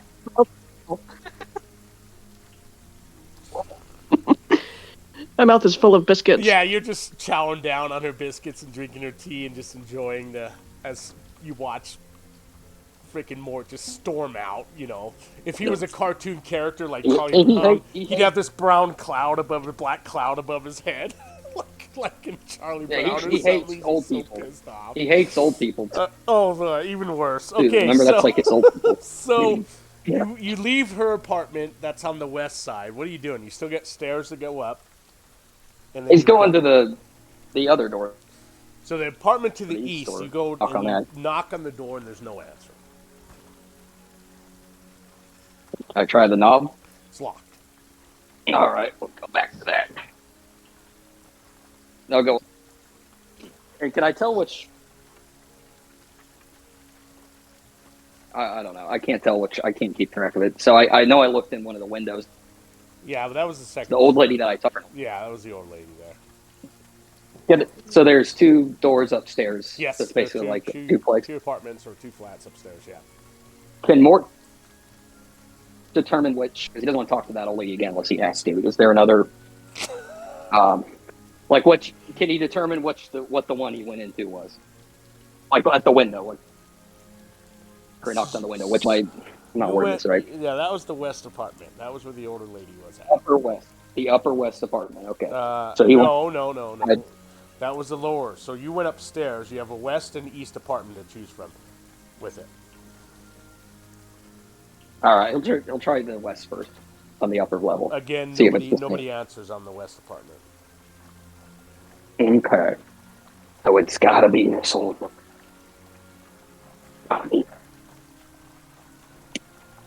And he's gonna knock On the east apartment door? Yeah, the other one. Yeah, and you hear behind it a muffled voice go, "Buggered off."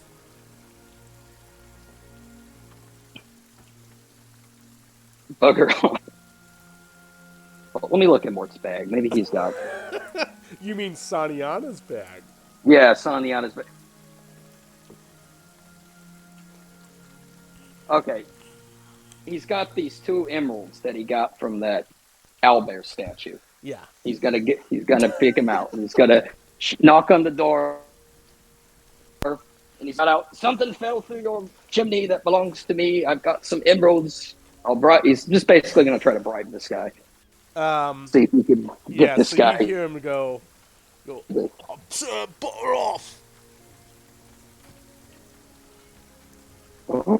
You can roll a, if you want, you can roll a persuasion or imitation. He'll try persuasion. I don't. This might be. If you'd like. No, not intimidation. This might be the job for someone with some muscle. Oh! I said, bugger off. Don't whine. I don't know.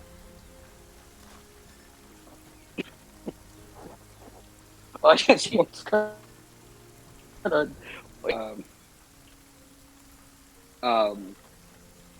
I guess he'll leave. Okay. I'm not gonna. He doesn't have much health. And You walk back down the stairs, slumping down the stairs as loud as possible. You're really, really pissed off. And you look over and the door's just slightly open and you just see Elena still listening to this older lady while she's shoving biscuits in her mouth and taking sips of tea. It's food. I can't say no to food. I will eat it. What about the 4 of you? What are you guys doing out there on the rooftops? You're getting soaking wet. We'll start with that. We still have this person, right? Yeah, you guys still have the person. She's asleep.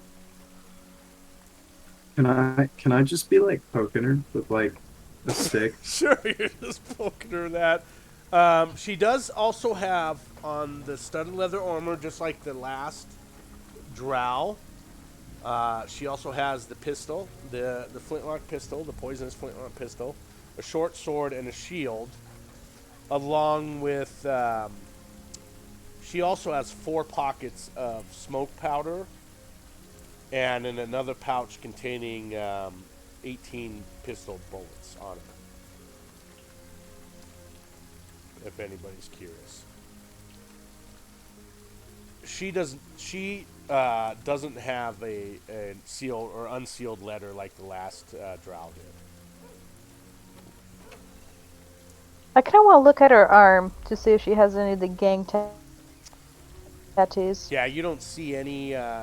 She has dark pigment skin, but you would still be able to make out some kind of tattoo. But there is no Xanathar tattoo or Xantharium tattoo at all on any part of her. Anywhere you can see. I wonder if she was hired by an outside source. Who has the unsealed letter though? Who took that? Was that Mort? Yeah, Mort. I got it. Okay, He's not read it yet.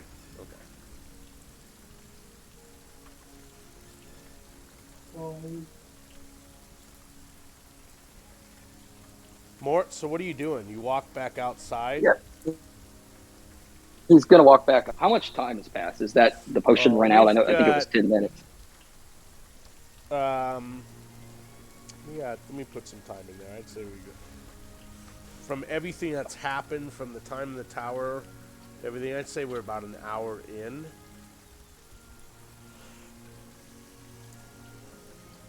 Okay. So it's worn off. Yeah. Yeah. Just to clarify. All right. Well, he's gonna like. Well, he's got no way to contact him because he can't.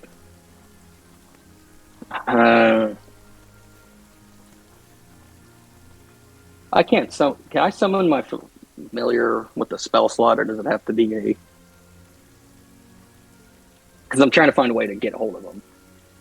You find familiar, it has to be a ritual. Is your find familiar a cantrip or just a regular spell? It's a I think it's a I feel like I should. Is it a first level spell? It's a first level spell. And how many spell slots do you have left of your first level? I have 2. Okay, so you could. But I feel like it says casting time an hour. So I don't. Or is that just with ritual? It takes a long time to cast. Yeah. So never mind. Well, I guess I'll just like go over to like the general area where I like right here and start screaming for him. Ignore it, HP. I know where it is. And while you're screaming, the people in the house here that chance open their windows and they're like, "What are you screaming about? Shut your mouth or I'm getting the city watch." Then closes his windows up.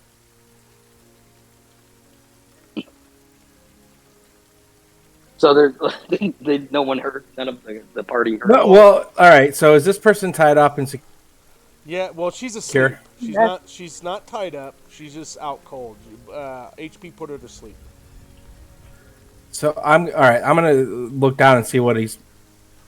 Yeah. All right. So you look down the side of the roof up there, and you see him over there, Mort, who now looks even more mad because someone told him to shut up. Basically, he's calling the watch.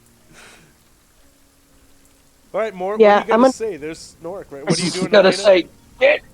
I'm gonna take the chance of him yelling to excuse myself from the old lady's house and just kind of scamper. You kind of scamper away, and while you scamper away, she's still talking to you like you're still there. On her table, though. What'd you do? There's a couple of silver pieces on the table. Oh, okay. All right. Very good. Though.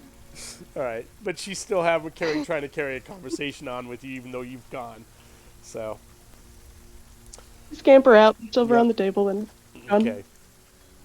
All right, Mort. What are you telling Norik? I mean, just like get that orc, get him, bring him now. I know where the stone is. We need him to scare this man. He's telling me like there's old people and a rude man who was mean to me. I can't fly anymore. Depressed about it. I'll tell him the whole story. I went down a chimney. And I need somebody more persuasive than me to help get through this. All right, hold on one second. I'm going to come over here and pick this sleeping person up and just toss him off the roof out by where Mort is. All right, she falls and lands right by Mort's feet. She takes damage, obviously, but she's still asleep. Magically asleep. All right. Well, if she's down there, then I'm gonna hop down, and I'm gonna take out my my rope and start tying her up. Okay. And I'm gonna be like, I couldn't hear you. What were you? No, it's just like he can't even believe they left her alive. He doesn't even understand. He's like, and he's gonna repeat everything, the whole story. It's in one of these rooms because he doesn't want to get beat up. You think the stone's in one of these rooms? Oh, he's telling him it went down the chimney. He saw I exploded from HP's movie and it went down the chimney. Okay. He thinks he's narrowed it down. Elena's in there. She doesn't, just not even taking it seriously. He's like, just no one's taking me seriously today. So I'm going to be like, Mogwog, get down here. Coming. All right, so Mogba, you climb Down here. the roof down to the ground there. Smashers. Mm-hmm. Yeah, I think I'm gonna jump. Not the first floor. So, West side. you've tied up the female, and the guy that yelled at Mort opens the windows and goes, "Oi, what you got that little lady tied up for? I'm gonna summon the watch."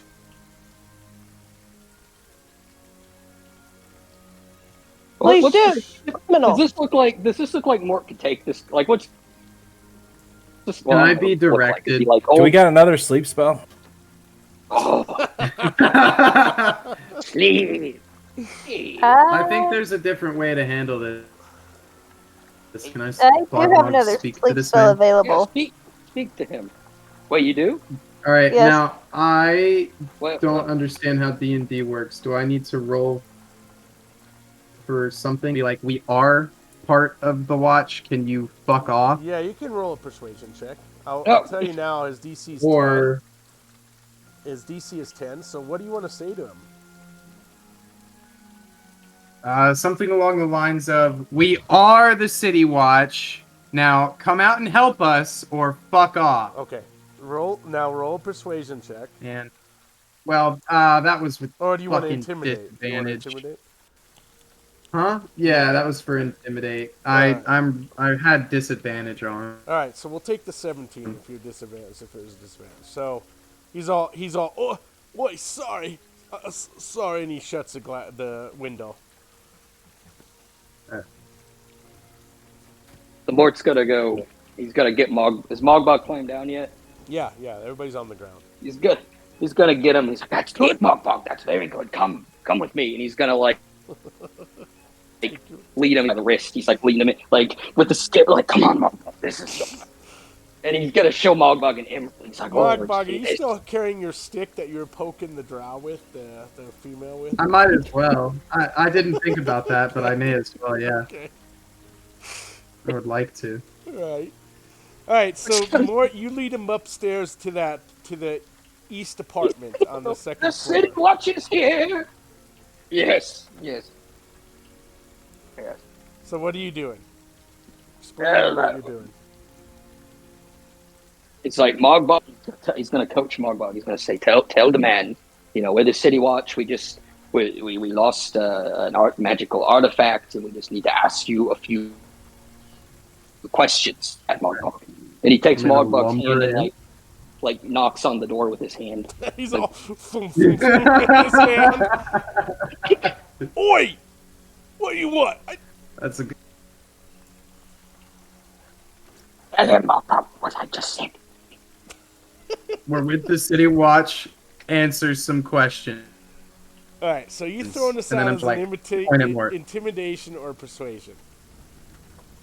Oh, that'll be a intimidation, and I definitely don't still have. All right. You easily intimidate. Yeah, finally. You hear the door like unlock, and he opens it, and he's a pretty big guy. He's got like a comb over though, because he's balding, comb over. He's got a pretty, like a beer gut on him, but he's still pretty big and muscular. And he's unshaven. Doesn't look like he's bathed in a while. Dirty clothes. All right, what I did now? What you want? And Mort's gonna be like, Mogbog, ask him if we can take a look in his chimney. But he's saying it like what he said. It's really awkward.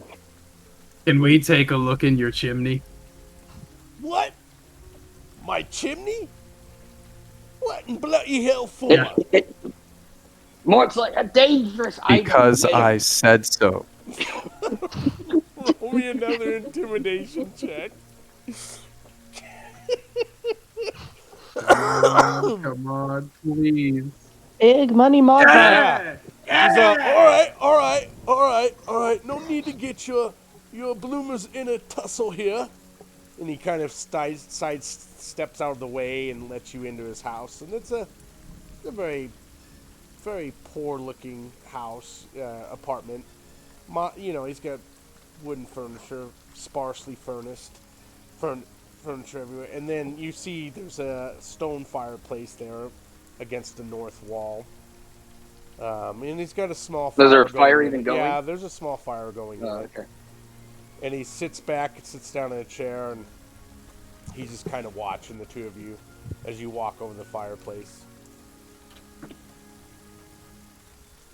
What are you doing? Yeah, Throw me Mort's an investigation check as you're looking through the hot coals and flames. uses mage hand. Use mage hand, and Oh. you scourge about a little bit, and your mage hand comes back out swoop, with the stone.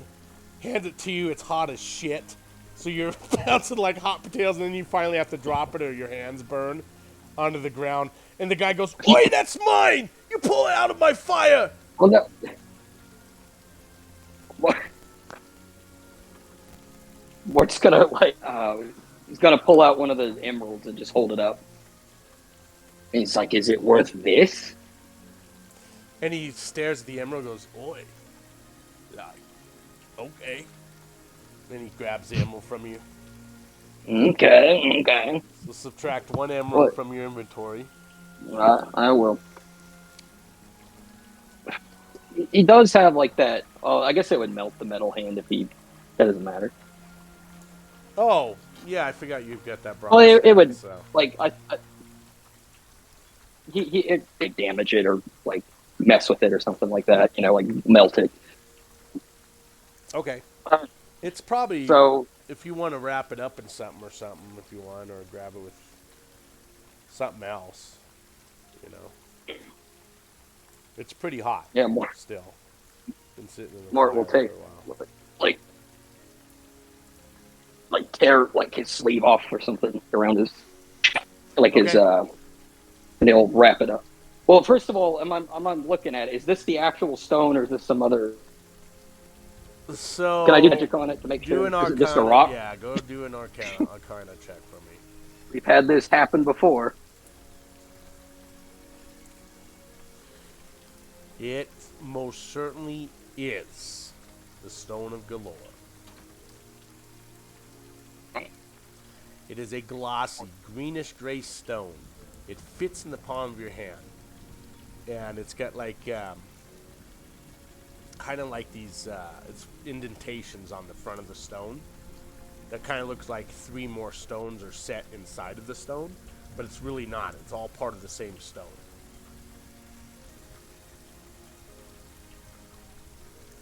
Oh, yeah. Mort's gonna very carefully in his sleeve. And could he put it in the bag of holding without it? Yeah. Is it like yeah, in a? absolutely. All right. No, You're gonna safely put it, you in can the put bag it of in there holding. if you want. And he's gonna take Mogbog by the wrist. He's acting real sneaky. Like, "Thank you, sir. Come on, Mogbog." Like, contain his excitement. He's just walking out with Mogbog by the wrist. Okay. And the other guy, the resident there, he's eyeballing really close and looking at the emerald that you gave him with it. All right, so congratulations. You now all have the Stone of Galore in your possession. What are you going to do with it? What can you do with it? What do you know what to do with it? I was hoping you said congratulations, you are now level 5. No, not quite. Not quite. Mort's gonna kick Mogbog in the balls. Just one. No.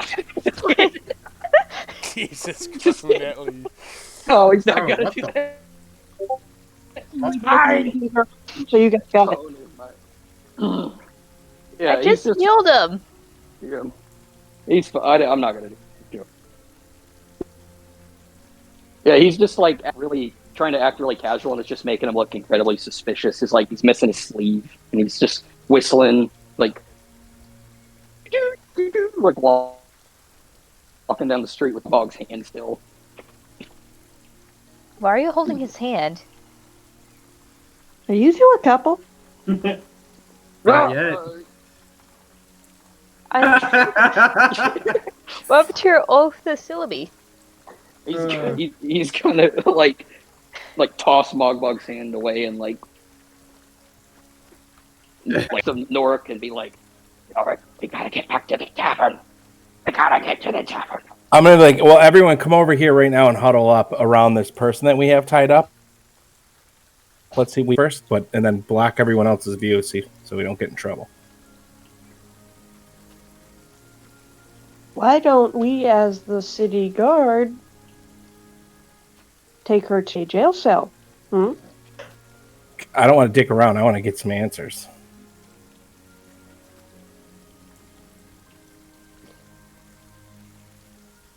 That they're still watching us through the closed window. I'm going to, while she's on the ground, rummage through her shit, see stuff too, and then make a commotion.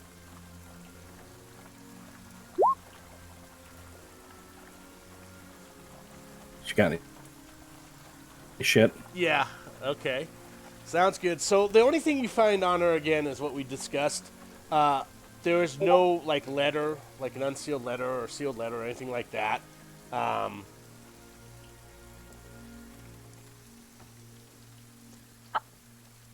With all the excitement, would Mort remember that he had this sealed letter? Yeah, you can remember that. Okay, yeah, so he'll rummage around like elbow deep in the bag of holding and pull out like this letter. And he'll get. So you you open up the letter, and there's a whole big thing like make sure the stone is in the location that I told you it's at. It's in the old tower, in the cauldron. Make sure that you use your invisibility spells. Climb up the sides of the tower, enter the second floor. There should be enough distraction from the party members I'm using. Should you be able to steal the stone? If the meddling party finds you, attack them and kill them. And then it's signed Jalaxel Burn on it. And you guys remember who Jalaxel was, right? Yeah, he's the one that asked us to retrieve and give him the stone for what, 10,000 dragons? Yep. That's Jalaxel. So now you know... So he was... What's that? He wasn't gonna pay us in the first place, was he?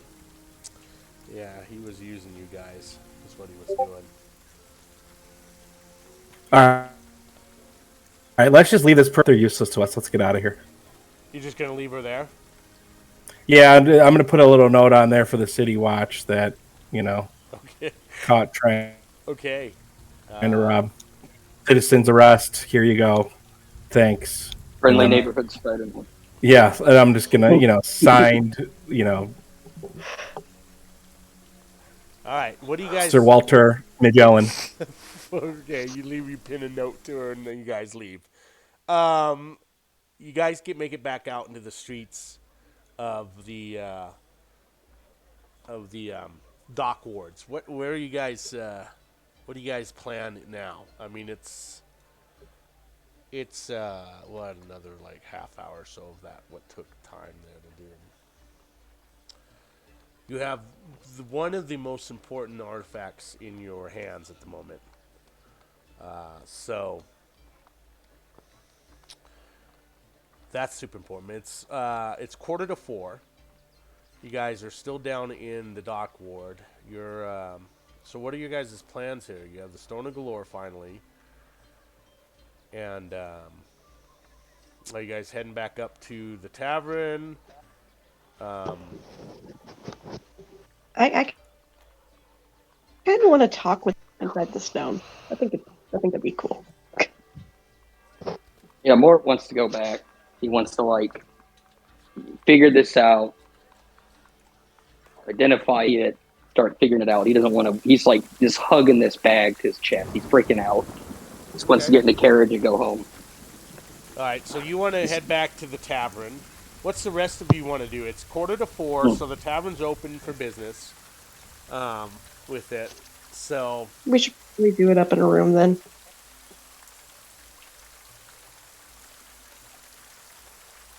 Yeah, let's go back to the tavern. all We'll right, figure it so out. you guys grab a carriage and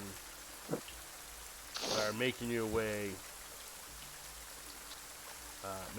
back up to the Troll Skull Tavern there. What are you guys doing as you're in the carriage? Are you guys talking about anything? You guys just being quiet, thinking about your next move? Yeah, so we know the stone's worth a lot. We can get 10,000 gold for. Yeah, but the note was from those people work for Jalossel, or however you pronounce his name. Used to try to kill us if we got anywhere near the stone. Yeah, so Jalaxo. So can we actually trust them? Right, exactly. So Sabrina's or HP's right. So Jalaxo kind of blackmailed you guys in a way to getting the stone, finding the stone, and then was going to, have you guys killed anyway, and they were to bring that stone back to him. So you guys have the possession now of the stone. Once you figure out how to attune it, and the stone can reveal to you the location of the vault and also how to enter the vault.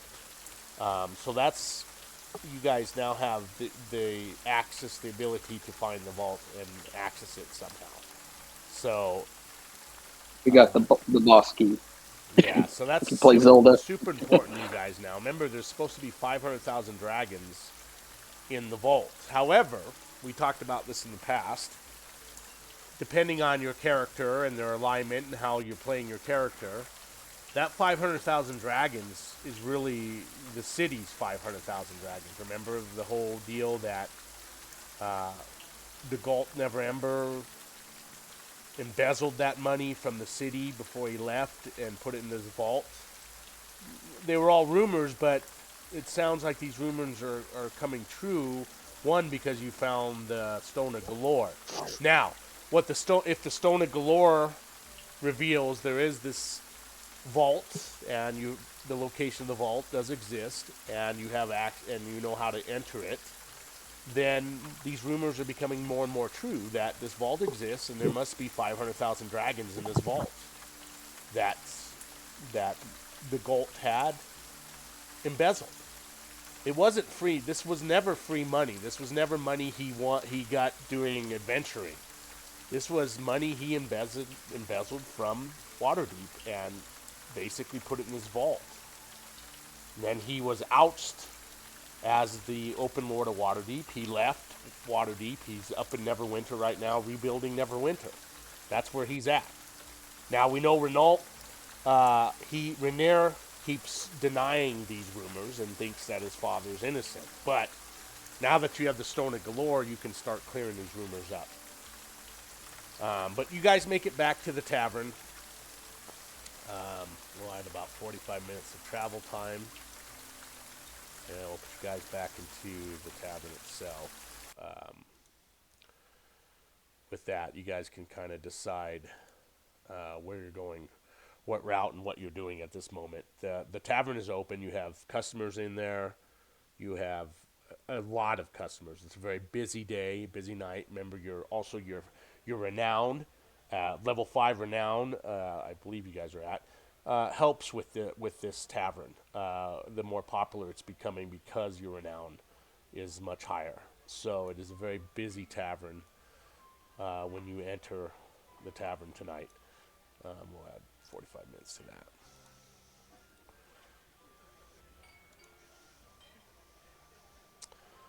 All right, so you guys are in the tavern. You made it to the tavern. What are you guys talking, doing? What is everybody doing?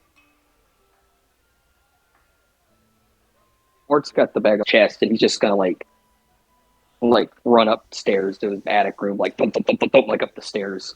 Okay. He's not being stealth. He's not like trying. It's obvious. I don't think he's trying to hide it from the party, so he's just going up the stairs real fast to his room. Okay. I'm gonna follow Yeah. him. Right, I want to. so, I want Elena, to talk to the you beast in the stone. You follow him. Quote unquote beast in the stone. Yeah. All right. Yeah, so he'll slam the door. He'll lock it. So you, Mort and Elena, ran up to your room. Elena kind of just followed you, so she's there watching you. You're digging around in the bag. You nonstop. You can't find the stone anywhere. Uh-oh. You're positive that you put it in. You're almost 100% positive you put it into the bag of holding.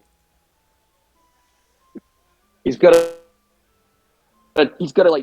like swinging like helicopter style, like throwing the bag, like it's like contents all over his room, just empty it out, turn it inside out, looking. So you've got not only that, you've got Allie's, or I'm sorry, Saniana's things thrown about the room. You've got your stuff thrown about the room. You've emptied the bag, but you see no stone. Bog. He's working with Jackson. Hey.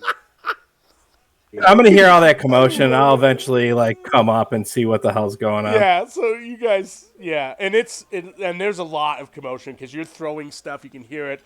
The tavern. You just see patrons, more. He's just punching a pillow. Yeah, and the tavern patrons are all looking up at the ceiling because you hear this thud, all this happening, and so then Norik, you come upstairs into his room here, and he seems to be visibly upset. Mort is. Stone's gone. What?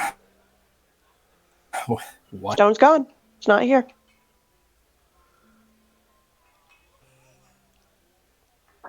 Where is Bog? He's down on the tap room. Why is this being put on He's video? He's Jiraxel the whole time. Yeah, because Jiraxel Yeah. can disguise it. So any one of you could be Jiraxel, according to Mort. Did someone search Mort? He's just completely disassociated. He's just sitting on his bed, like mumbling about perfect being, talking to his mask. That was so close. That was so close.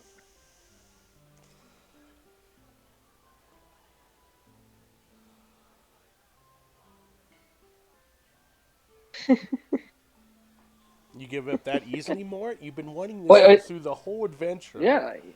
And you've just given up like that.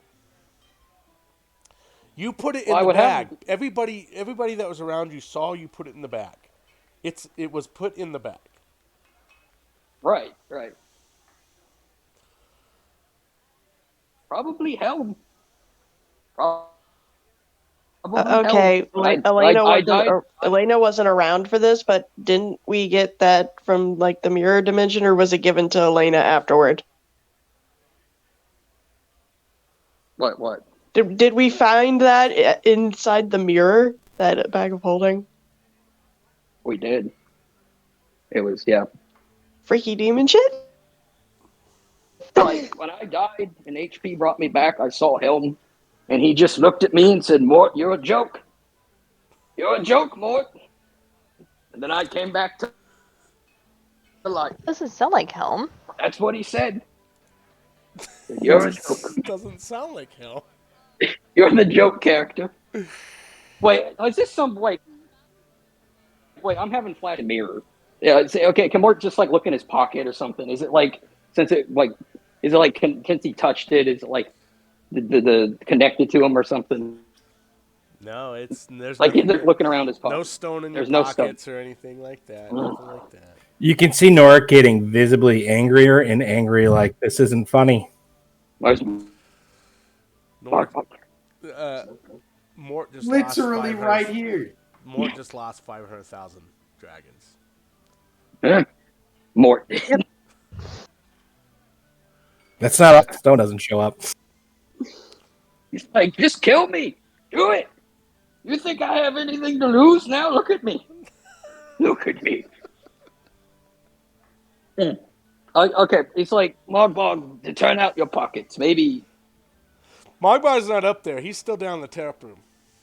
Oh my God! Someone, where's my monkey? I don't have a monkey. Hanging out, bro. I wish we had like an intercom, like the principal's office. Do you have Mogbog, telepathy? Do you have telepathy stairs, spell? please. No, I was gonna take it, but I didn't. Okay. I didn't. Yeah, he's gonna go down there. He looks awful. He's like missing a sleeve. Where's Mogbog at? What are you doing? Just hanging out. He's hanging out. He's gonna go just off. My favorite chair right here. He's gonna go sit by Mogbog. And he's gonna be like, Mogbog, have you checked your pockets recently? God, he's I have always not playing the checked my pockets barbarian. recently. Do I need to check my No, you don't have to. pockets? Is that a deal? You're 100% sure that you don't have the stone because you watched him put it in that bag. Well, You know what? Here's what I'm gonna suggest. I'm gonna suggest that empties his pockets. He did. He took off all. He's practically naked. Like all his clothes are. He's like gone through the soul. He's down Like, in he's, the tap room. The fucking patrons are all like, "What the fuck is going on here?" With like shirts undone. He's just in his tidy whities and. Yeah, it's like pantaloons.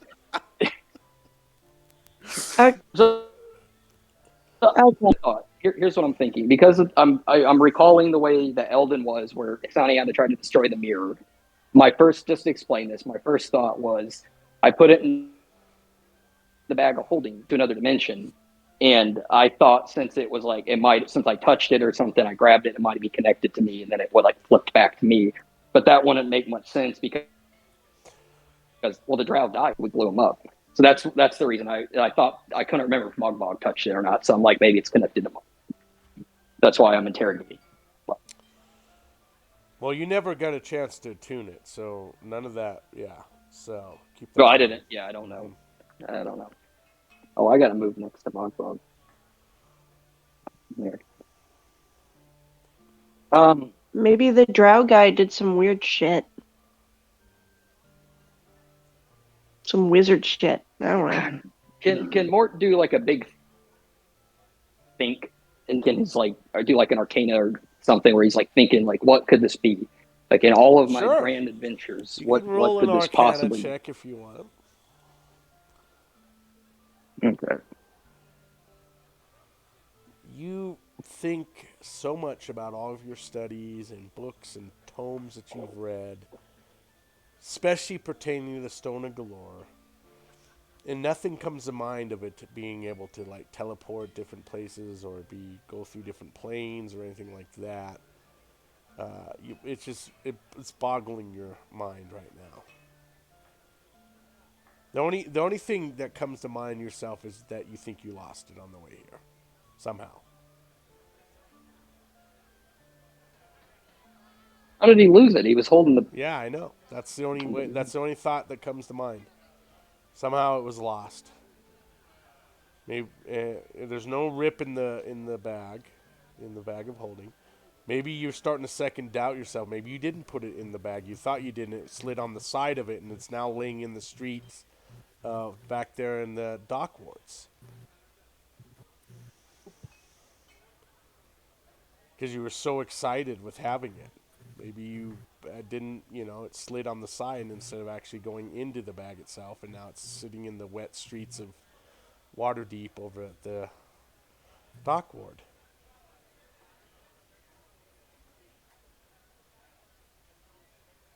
Who was around you when you put the stone in the bag? Do you remember? It was Mogbog and the old dude.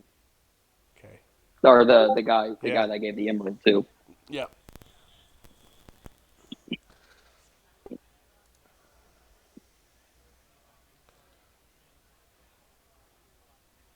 Maybe the I guess stone you weren't worthy? He'll look at Mogmog and he'll like grab him by like the cheeks, like Mogmog, think. Where did I put the stone? Did I put it in my bag? We can go check with the old guy. So while you guys are discussing that, you see a paper bird rapping at the window, on the outside of the window there. of your guys' tavern. Open the window. You open the window, it flies in and flies right at Norik's feet. All right. I'm gonna read it.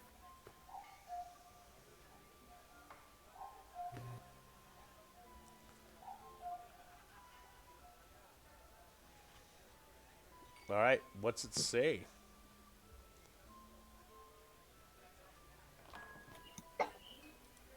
I don't know. What's it say? It says, Mort's folly is your downfall. Send me 500 dragons to this address, and I'll give you the stone back. Come along. Come alone, and the stone will be lost. And with that, we're going to end our session right there. God damn it, Mort. What did I do? Like, what happened? So we'll end the session there. We'll pick it up next Monday at 6 p.m. Mountain Standard Time. Anybody have any questions, comments, or concern? Nope. This is going to boggle his mind for the rest of the week trying to figure out. Probably. All right, guys. So we'll see you next week at that time. If you're playing Spelljammer, we've got a Spelljammer session tomorrow at 6 p.m. So, any questions, comments, or concerns? If not, we'll call it a night, and we'll see you next Monday. Wait, was that signed Jiraxel real fast? I'm sorry. No, it wasn't signed to anybody. Oh, it wasn't signed. All right. Sorry. I didn't read it. All right. Thank you. All right. Have a good night, everybody. See you tomorrow. All right, guys. No.